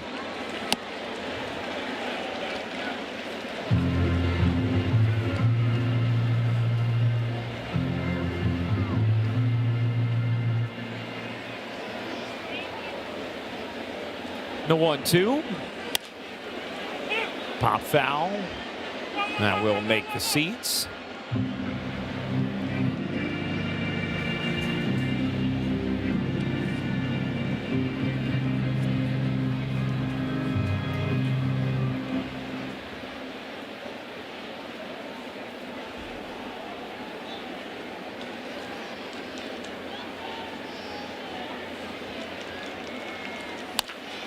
Smoke to first, and Rice gets a glove on it, nothing more. And going to second now.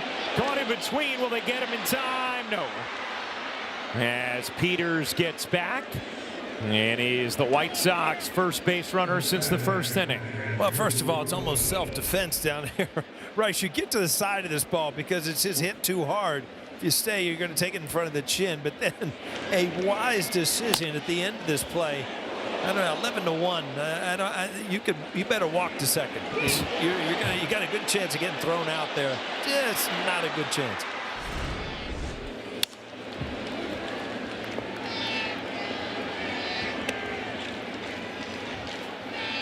So the exit velo comes back on that. I bet Rice knows pretty close. 101.8.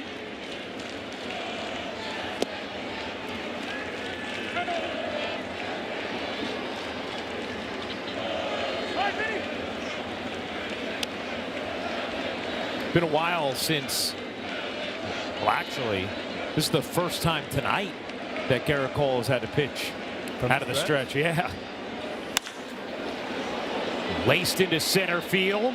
Jones racing back, catches up with it to make the play. Very nice play there from Spencer Jones for the first out. Yeah, for a minute there, I thought that he got a bad read on it, but he got to the side where, as a left-hander, glove open where he could reach a little bit. The best way to turn when you're kind of fooled is this way, so you can reach a little bit farther. And he did. He ran it down at the end.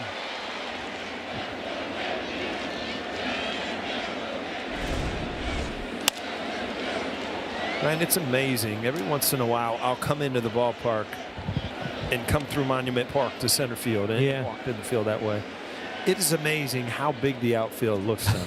when you can't run anymore, it's just like there's just no way. In the old days, it's like, wow, I could get to that ball. Right now, it's just like I don't think I could catch a ball playing jacks. It's just the way it is. I know it wasn't here, but you start thinking, how did I flag down that Luis Polonia shot to right center? And it still kind of makes my stomach churn a little bit. With a bad hammy? Yeah. Nobody cares about your hammy when the ball's in the air. You know that is no the ball. There was a lot on the line there.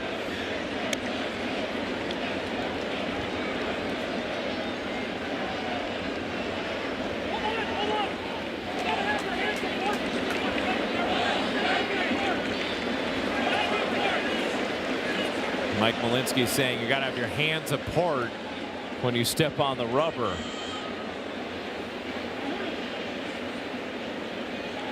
Come on there. It's 11-1. You don't seem amused at anything still.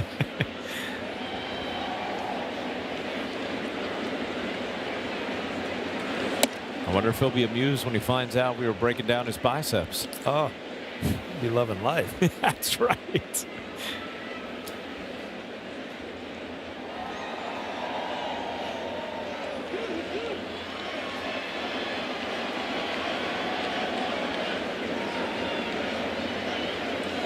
Antonacci watches ball 3.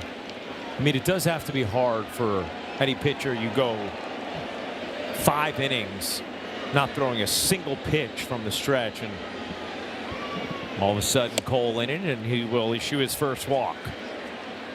You can tell his frustration right there. Just all of a sudden a little blip on the screen, but you also get to the point where you start pitching to the scoreboard. You start challenging people more. You've seen a couple balls hit hard this inning, but still he's been really good tonight. Had good velocities, used his pitches when he needed them.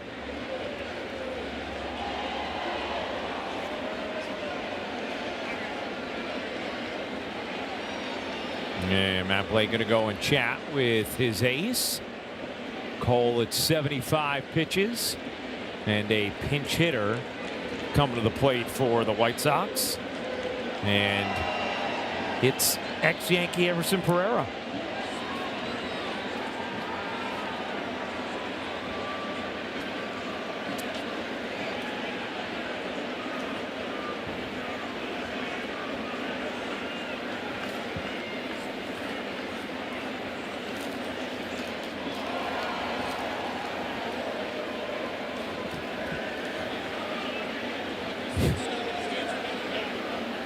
Yeah, probably keep that zipped up tonight.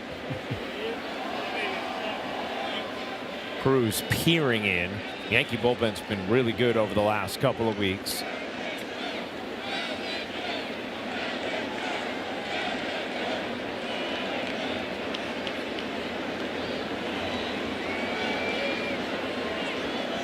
You wonder if Miguel Vargas is okay with Pereira pinch hitting here for him. There's always a chance of, hey, it's 11-1, get him off his feet, but a lot of times a manager will even call you over and say you had enough, and sometimes you believe it or not, you've checked out, and it's just you'll do that to your everyday players, guys that will be in the lineup again tomorrow. I feel that way on the 15th hole sometimes, Paul. Every once in a while the mind starts wandering a little bit. That's right. Little looper down the right field line, foul.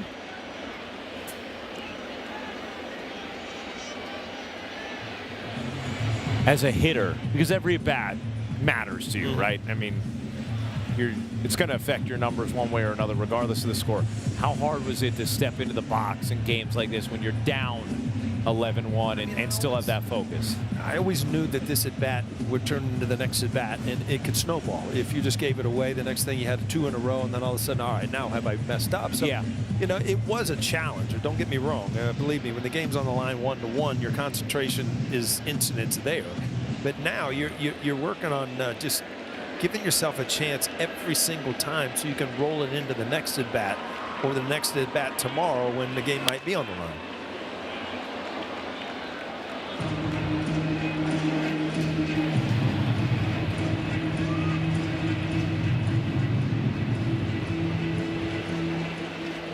Now those are some locks I'm jealous of.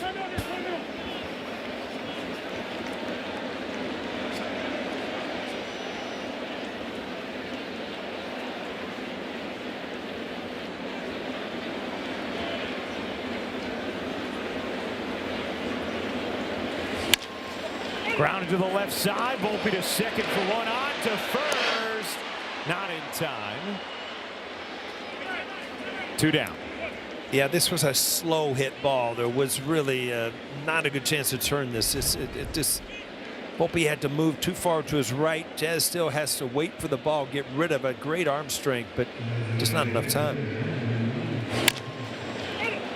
Here runs real well. And here's Andrew Benintendi, who has driven in the only White Sox run of the game, a solo home run back in the first. Cole retired 13 in a row after that, until the single from Peters to lead off the 6th. That one just misses down, 1-0. I guarantee that you asked me about the hitting and the concentration, that Garrett Cole would love to finish this outing right here and get out of this inning without giving up another run. Edrick now warming for the Yanks. Cole at 82 pitches.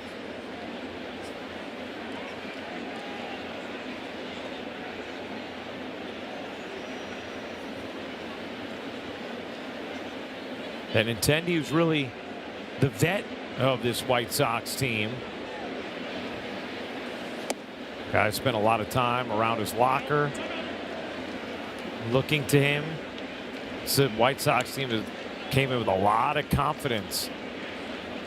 Taking 2 out of 3 against the Dodgers. Taking 2 in a rain-shortened series against the Braves. Yankees with an 11-1 lead here in the 6th.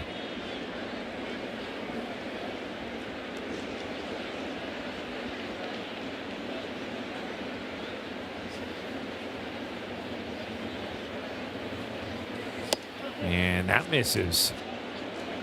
So a 4-pitch walk.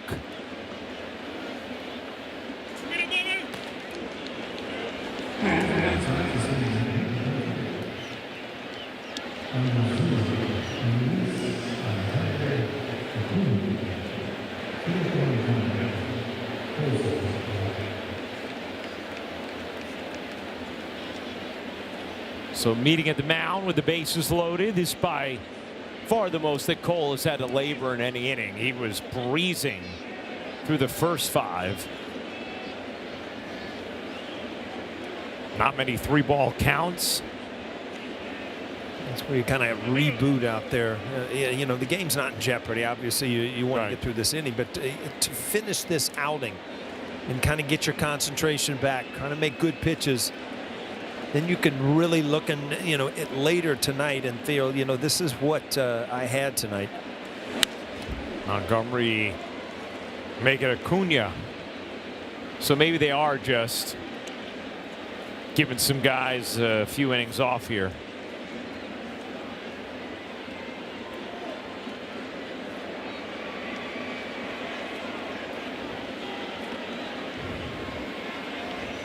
Neal 1.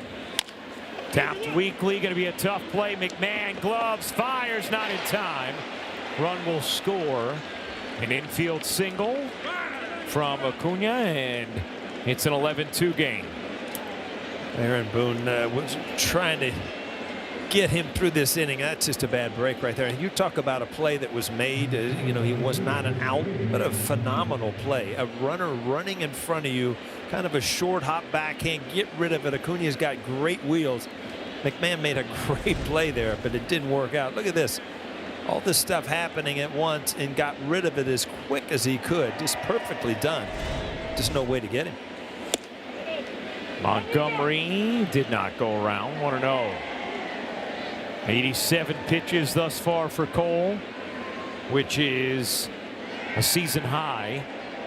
Previous high was 83. He threw 83 in each of his last 2. Dropped a changeup in there for a strike.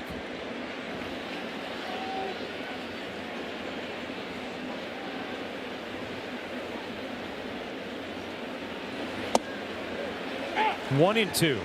Back to back. I mean, you're going to use that a lot more against lefties, especially in big situations where he's trying to get through this inning and go back to it again away or something high out of the strike zone. Time is called at the plate by Montgomery.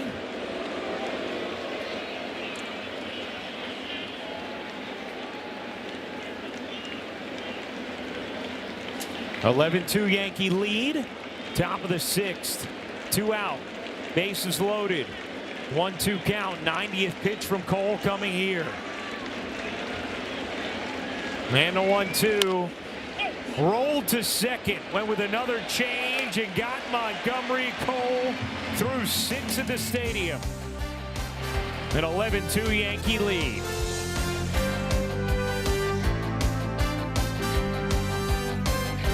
Pride brought to you by Toyota, the official hybrid vehicles of the Yankees. Here is Coco. She loves her red Yankees hat and brings the big Bronx energy to every game she attends. Use the hashtag Toyota Pinstripe Pride and mention yes in pictures you post to social media to reflect your love for the Bronx Bombers. We might spotlight you in a future game. Oh yeah, spotlight those young children. Those are the Millers. You know them? I know them. Those are terrific young kids. They have a wonderful mother and father, too.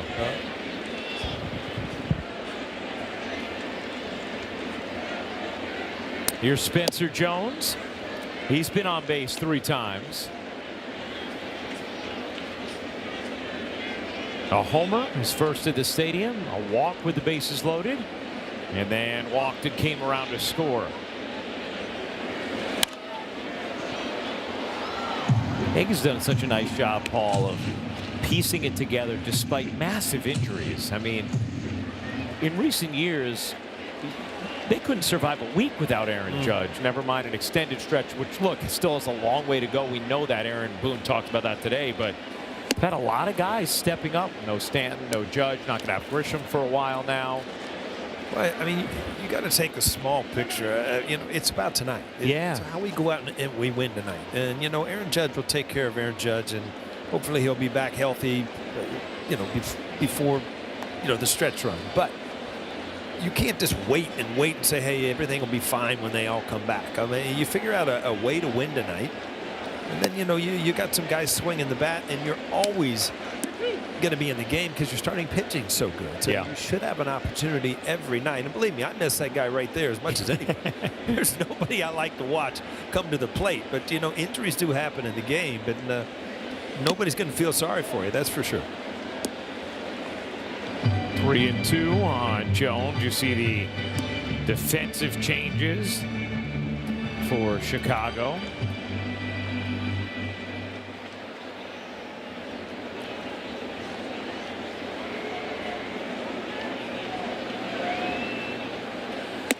And Jones goes down on strikes. First time he's been retired today. See, that's the pitch right there, Ryan, that you've seen in the, you know, the first, especially the first couple of weeks that he was here, that he's either going to have to lay off or, you know, not get to that point where you're swinging at that ball right under your hands. It's just extremely hard for a guy his size to get his arms extended on that pitch. Caballero takes a strike. No, we were talking earlier about Caballero and the pitch clock and how, you know, he intentionally waits to look up and engage with the pitcher until he has to. And he was talking about that for a while in the clubhouse earlier today, and he said it's an opportunity for me to dictate the at-bat as the hitter. If I decide, okay, I'm going to wait till that moment, then it's happening on my terms rather than just waiting and the pitcher going whenever he wants. Which Aaron Boone said he thinks is pretty heady of Caballero and is almost surprised that more guys don't do it. Is Caballero always in the mix? Lines a single to left.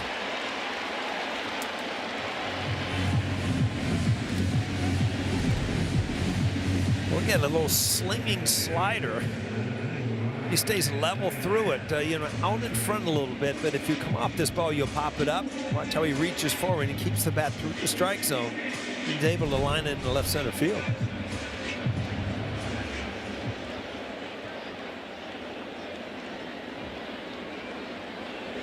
There's McMahon.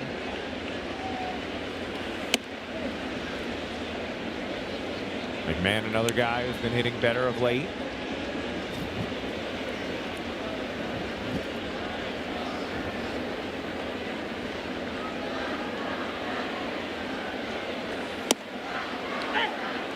One and one.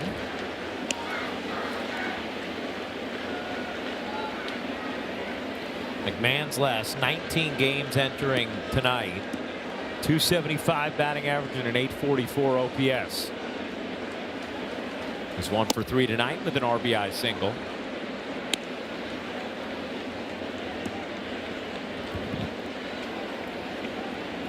It looks like that RBI single you're talking about broke the bat. That looks like a brand new piece of lumber. Yep.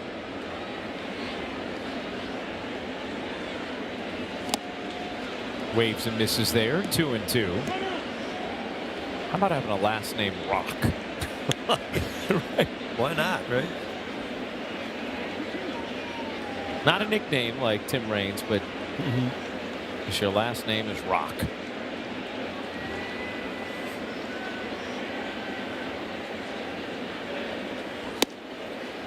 Wave and a miss, and McMahon down on strikes. 2 away. Well, the Scar coming up, which has us wondering, how about a Yankee catcher who isn't here right now? Let's get an Austin Wells update from Meredith. Well, Ryan, you were talking about some of the injuries the Yankees have had to try to withstand lately. Austin Wells, another guy that is on the IL. He started his rehab assignment today with the Rail Riders. He was behind the plate for 7 innings, was 0 for 3, also worked a walk in that one. He popped out twice and struck out Aaron Boone, saying that he'd catch 7 today and likely again tomorrow, and then have a DH day as J.C. Escarra closes out the inning. Beautifully done, Meredith. Thank you very much. We go to the 7th. The Yankees all over the White Sox.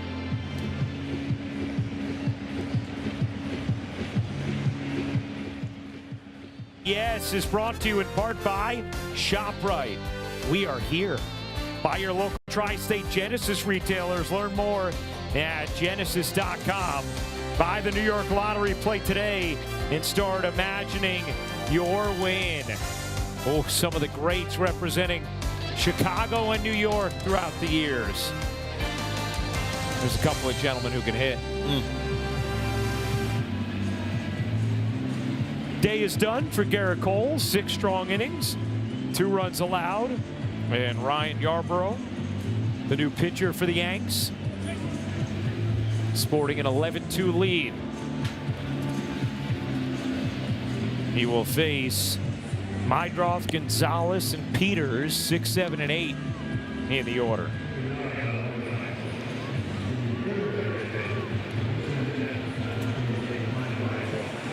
You can close the book on Cole, but just another good outing. You know, anytime you go out and you give up a home run in the first and you shut him down, then you get a big lead. Maybe you lose your concentration, but you finished it out. I think that he had a lot more sequences of pitches, but you know, he's kind of pitching to the scoreboard, a lot of fastballs, uses changeup once in a while for a strikeout, but just good stuff. Yeah. Help America's Heroes. Donate $11 a month and amplify your impact with a car or land donation. Go to T2T.org. Just had a great rhythm tonight. Economical with his pitches, Cole. Just. Well, you get that feeling where, you know, that confidence of when he takes the mound. And if all goes right, you're going to have that confidence every day with you know, the guys who are sending out on the mound. Paul, as a hitter, did you feel a lightness in the box knowing, hey, we don't need to put up 8 today, when you had a great rotation behind you? There were times where, you know, you had a really good 1 or 2. And, you know, you knew you were going to struggle 3, 4, and 5, that you almost felt pressure. You had to win 1 and 2 because you don't know what you're getting from the second half of the starting rotation. But by no means is that where the Yankees are. I mean, you're looking at a guy that has an opportunity to shut down another team every single night now. And offensively, it kind of frees you up to, you know, if we score now, we score late, we're going to win.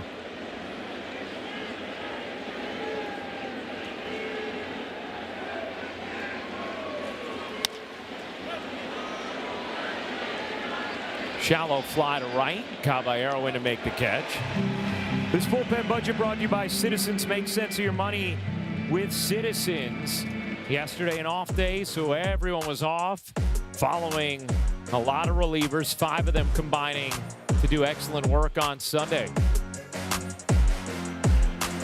2 out here in the 7th. Yankees with an 11-2 lead.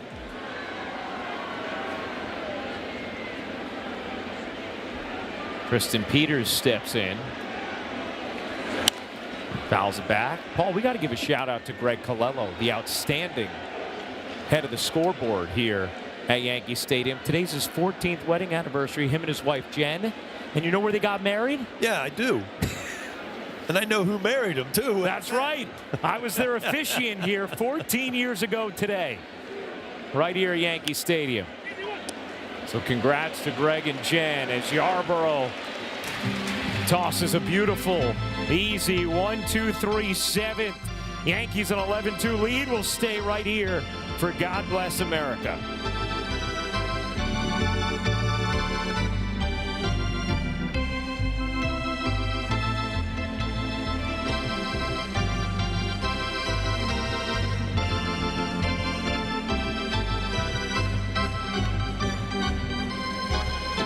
Ladies and gentlemen, will you rise and remove your caps? And please, direct your attention to the area behind home plate as the New York Yankees welcome an honored military guest. United States Navy Seaman Louis Salveggi from the Bronx, who served in Vietnam. The Yankees say thank you, Louis, for your sacrifice and for your service to our nation.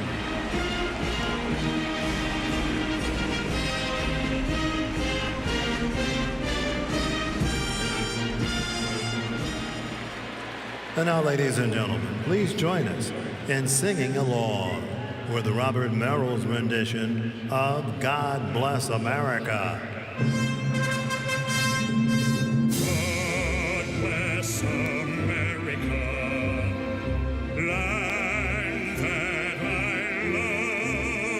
love. Stand beside her and guide her through the night with the light from above, from the mountains to the prairies, to the ocean, white with foam.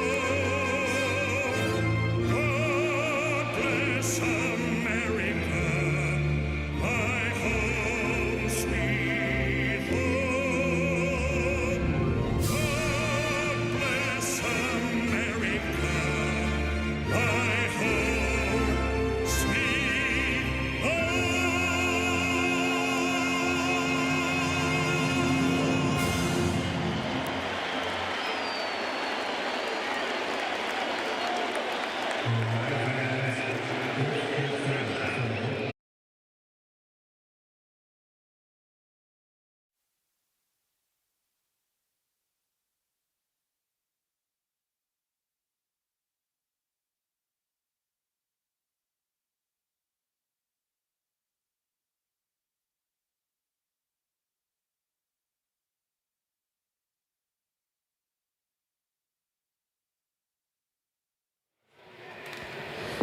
All right, fellas, thank you very much. Taking a look at the game summary, 2-3-1 for the White Sox, 11-12-0 for the Yanks.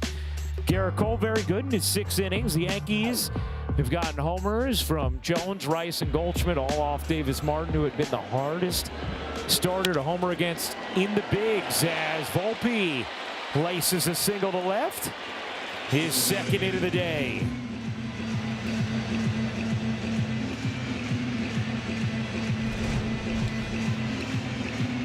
A much better look from the right side against this lefty. Rock throwing sidearm and just hammers it in the left.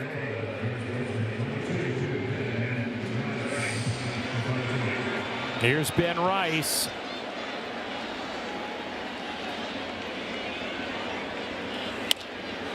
Fly ball.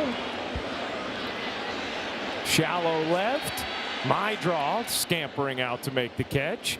Hey fans, the next game on Yes, Thursday as the Yankees and White Sox wrap up this 3-game set here in the Bronx. Extended coverage starts at 5 o'clock with first pitch scheduled for 7:05 on Yes and the Gotham Sports app. That's parade day, Paul, so, make sure to account for some traffic on Thursday. Is there anything better than a ticker tape parade, huh? You know what it's like going down that Canyon of Heroes. It brings goosebumps. I mean, it's unbelievable. Yeah, that guy will be there. Is that a Springwell jersey? I think so.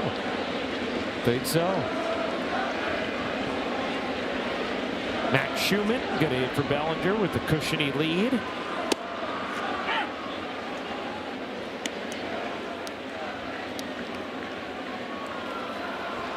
After the Yankees won in 09, CC used to always say, you're just chasing that parade again.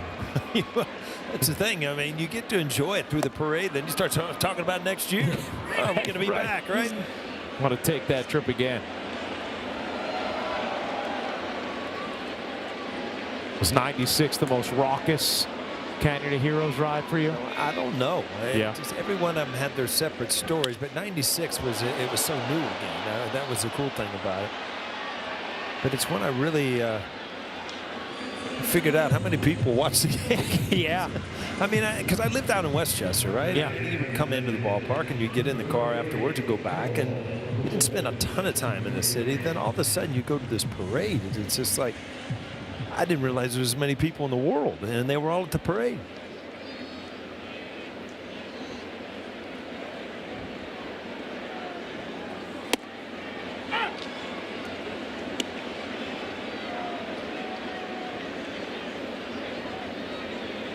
All in one on Goldschmidt, who's homered tonight, his 10th of the year. I remember them in the newspaper the next day after 96, like having the attendance figures for that parade, and it was somewhere in the millions. I think it was over 3, maybe. Yeah, they had it at 3 to 3.5 million people at that parade in 96. Incredible.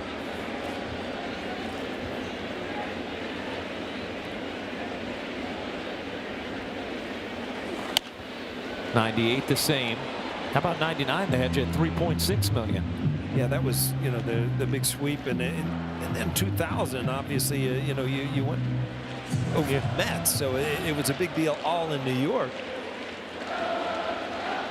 And they had that at 3.6 as well. Did you have a favorite parade when you think back?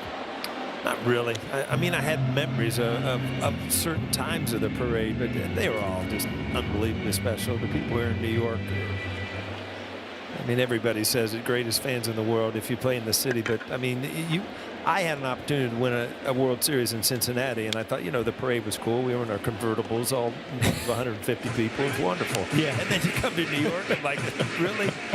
Yeah, this is what a parade's supposed to be like. Yeah, a little different.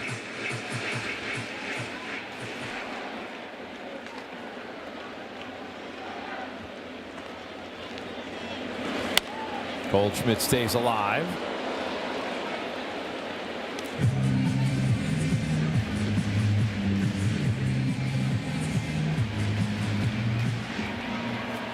See, this is where the Goldschmidt's having a tough time tonight getting his mechanics down, and he's been so hot. You can see him kind of stepping out, using all the time to try to clear your mind somewhat. I mean, these are always against lefties, and he did it. There you go. He's been so good about lefties, but tonight has just been a night where it seems like he was kind of fighting in mechanics a little bit, but he stepped out, got his head together, stepped back in, and then lined one to left. And Volpe able to race into third.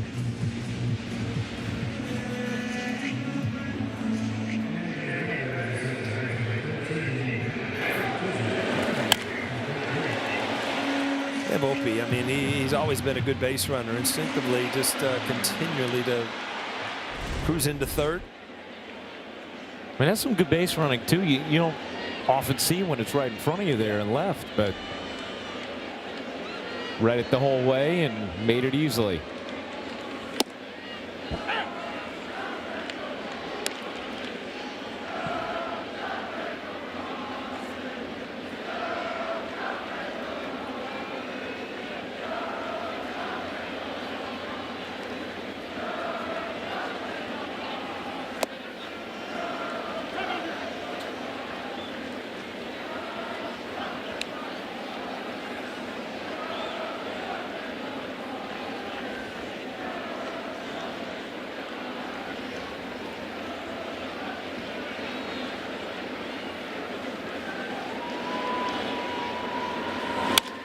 Jazz powers that to left field, slicing foul.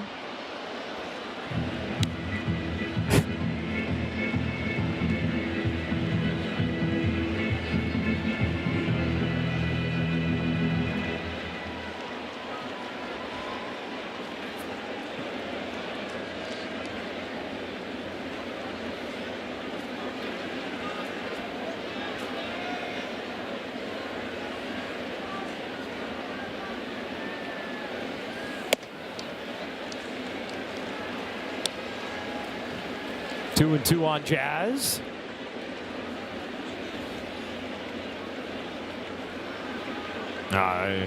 That's the age where they're going to squirm and squirm.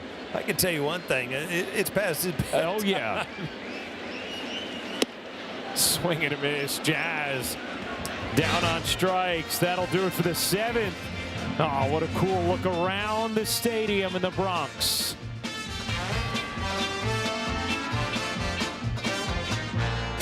Yankees Baseball on Yes is brought to you in part by your local Ford stores. Proud to be the official SUV of the Yankees, and by Delta, the official airline of the New York Yankees. Delta, keep climbing.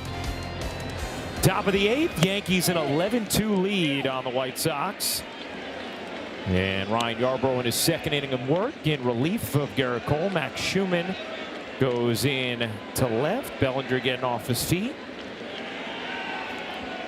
Yankees have gotten homers in this game from Spencer Jones, Rice, and Goldschmidt, as Jones will come in and make that catch. 1 down. 3 hits from Bellinger. Caballero is sack fly and a hit. J.C. Escara a couple of hits. McMahon an RBI single. Volpe a couple of hits. And as our good friend Kenny Singleton would say, every starter joined the party.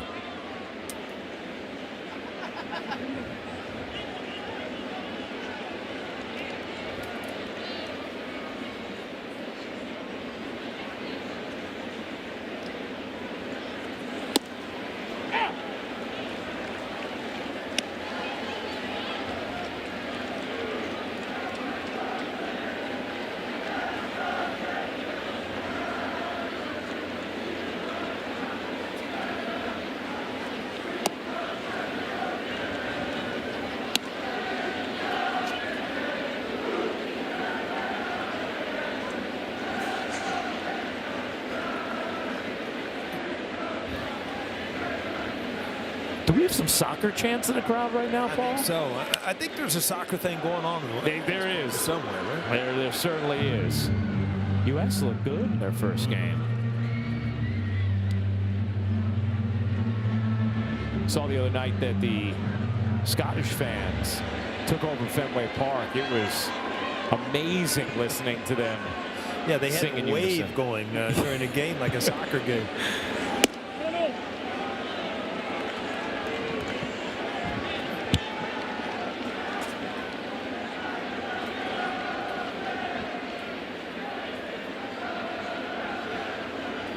Two and two on Antonacci.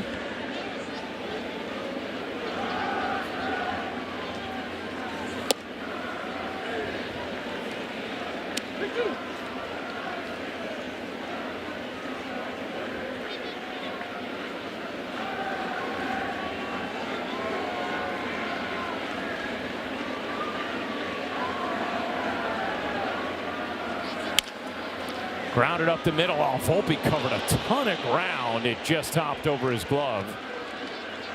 And Antonacci is on with a single.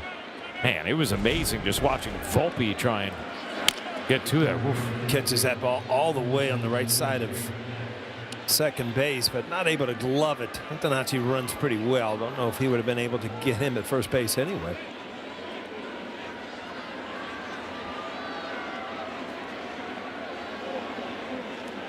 Players always think they can make the play. Yeah. You know? He went far for that one.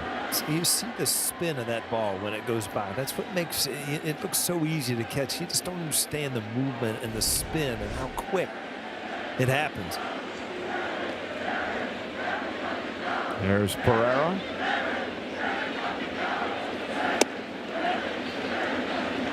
I mean, I definitely think we got a soccer chance now, Paul. It's becoming more voluminous. Oh, yeah, the group up there in the left field bleachers up at the top deck. Oh, there we go. They paid so much for the World Cup ticket, they had to sit in the upper deck here at Yankee Stadium.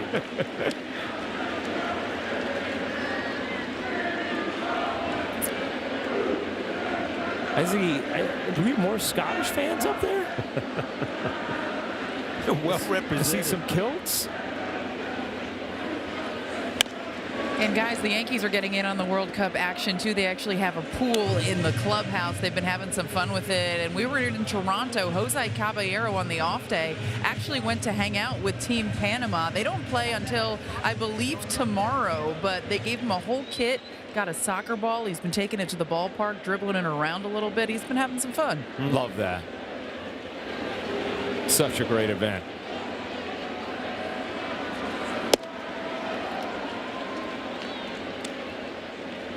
Two and two. Kind of my introduction to soccer.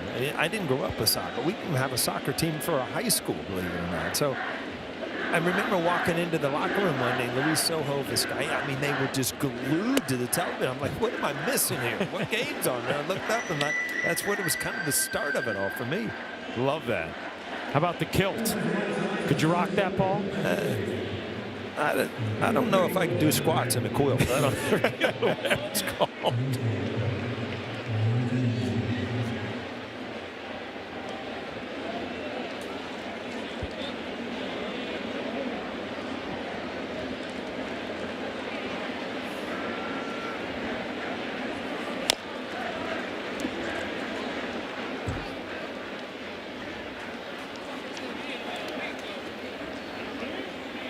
I remember watching the '94 World Cup when it was here, and that really hooked me. Been a fan ever since. Been a fan ever since. Love it.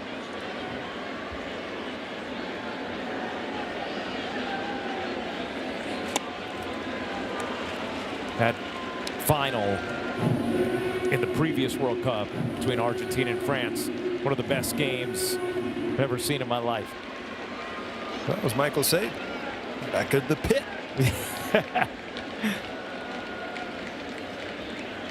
Yarborough ahead 0-2. Just misses there with a change, 1-2.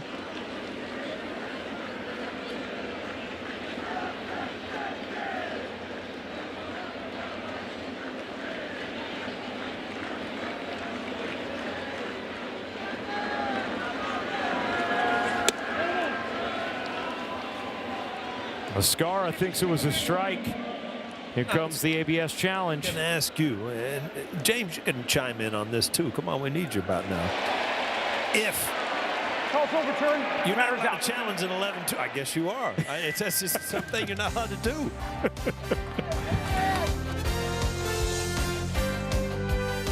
So's Gracie Cashman sits down with Yankees great Jorge Posada for a deep dive into the numbers that defined his career. Watch a new episode of The Story of My Number presented by the New York Lottery tonight following Yankees coverage on Yes and the Gotham Sports app. Oh, Acuna's in. So we have a position player pitching. And Spencer Jones tees off on that, but right at Barrera for the out. I'd say that's a little bit below hitting speed right there. That was way below even a knuckleball. Carroll behind the plate, Romo at first. Paul, how did you feel when you have to face a position player? It's kind of a no-win situation. You're supposed to go up and just hammer one, but you're just uncomfortable. It's kind of like the old-timers day. You don't want to get 2 strikes. You might strike out, you know? Now, you were wondering about ABS in an 11-2 game. Well, yeah, you could still do it, but there is no ABS when a position player pitches. I do remember reading that coming into the season.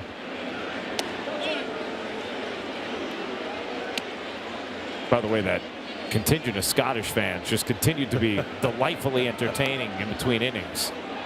Singing all out to every song as Caballero tomahawks that high and deep to left and gone. Jose Caballero adds a home run to his ledger, and it is a 12-2 Yankee lead. Well, if you're going to throw it up there, you might as well hit it out, huh?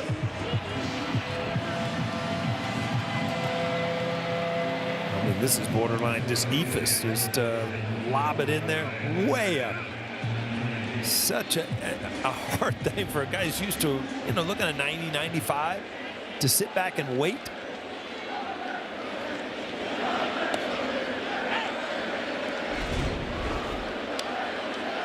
Comes, speeds his motion up and then just lobs it.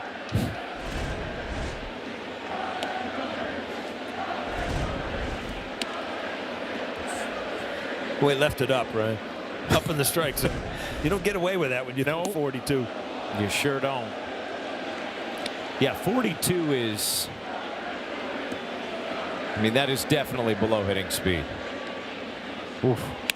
McMahon, one hopper to second. Now Escara will step to the plate.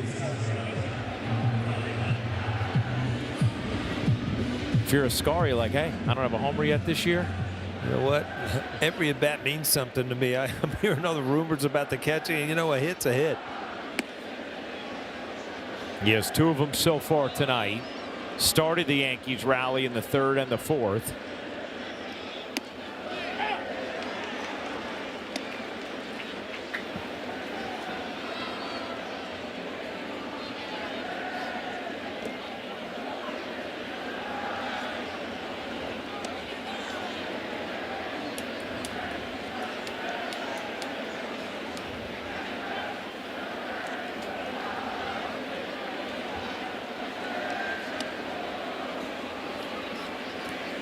The pitch clock's not an issue this inning, No, it's not. He's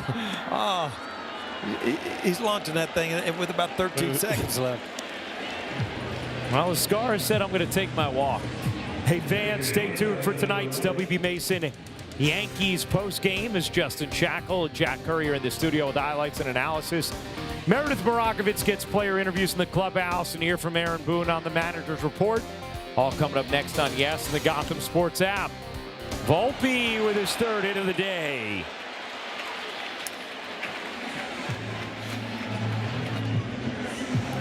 All right, Paul, that's the thing where if you're Volpe, yeah, the first one should have been a ground out. The first baseman just never covered. Now you're facing a position player, but this is a 3-hit day in the box score. Look at that four-seamer. Just end over end right there. Just nothing on it upstairs. This is real softball-like. Here's Rice.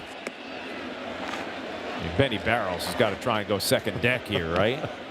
I don't know. You got to use the velocity somewhat to. You were supplying all the power on this.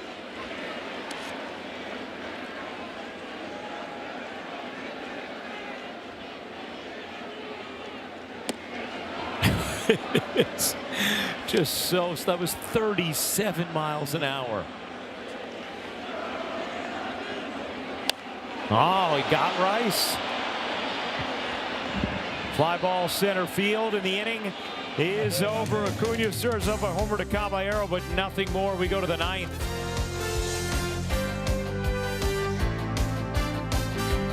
Name that Yankee. This is a teammate you love. That was Melito Perez, and he was always had that good forkball, which you see Cruz in the bullpen.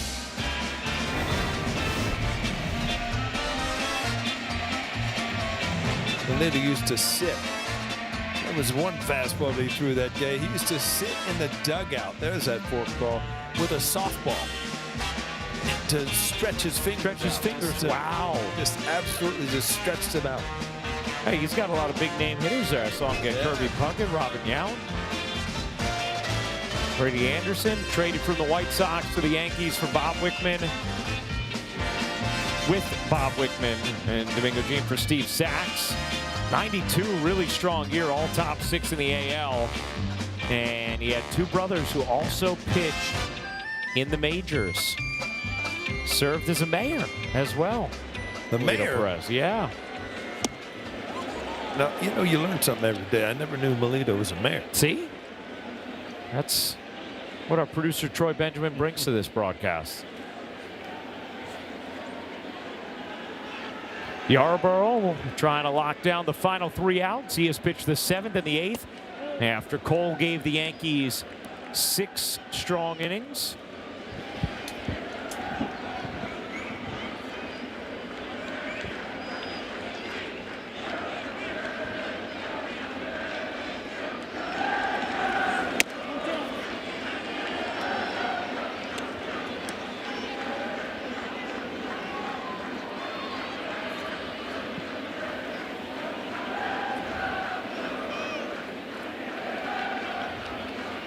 And 2-1. Grounded to short. Volpe picks the hop smoothly. 1 down.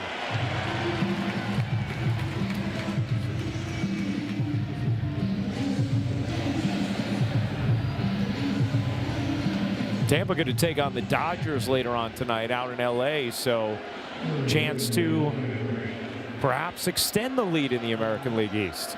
Well, when you're in first place and you're playing well like the Yankees are right now, you don't worry about people behind you. You just go out, you win games, you can't take them away from you.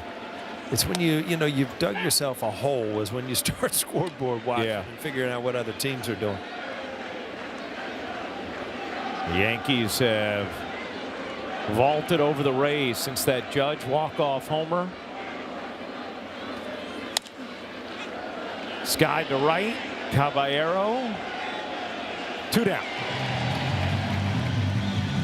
Yankees got offense up and down the order tonight. 16 hits, 12 runs, homers from Caballero, Goldschmidt, Rice, and Spencer Jones.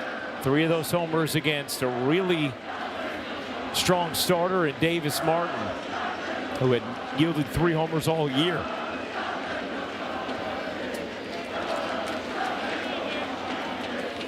And Yarborough's been able to get 8 outs thus far, just 25 pitches. Carlos Rodon goes tomorrow against his former team.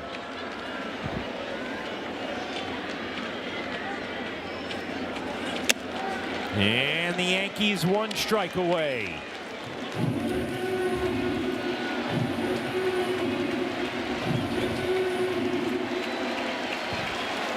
The remaining crowd of 36,000 plus on its feet.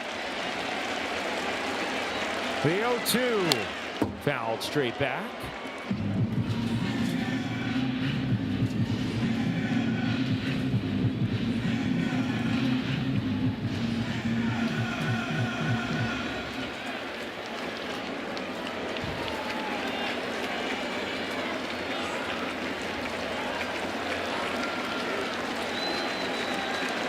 And again, that one in the dirt, 1-2.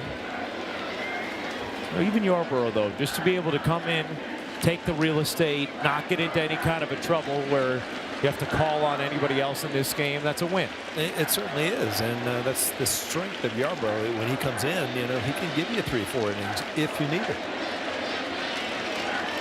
The 1-2, and it's 2-2.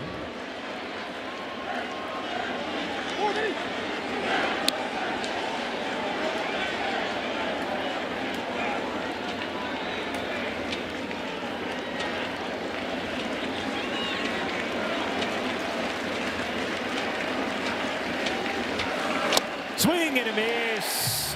That'll do it. The Yankees thump the White Sox in the series opener. 12-2 the final tonight in the Bronx.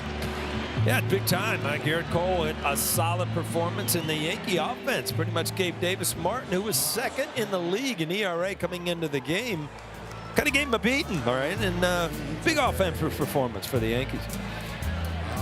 So Aaron Boone and the Yankees move to 2 games in front of the Rays atop the American League East, with Tampa Bay still to play tonight against the Dodgers, but the Yanks keep rolling and against good competition. Jones got it started, and the rest of the bats followed with the ace on the hill. We'll be back to wrap things up in a moment. 12-2 Yanks win.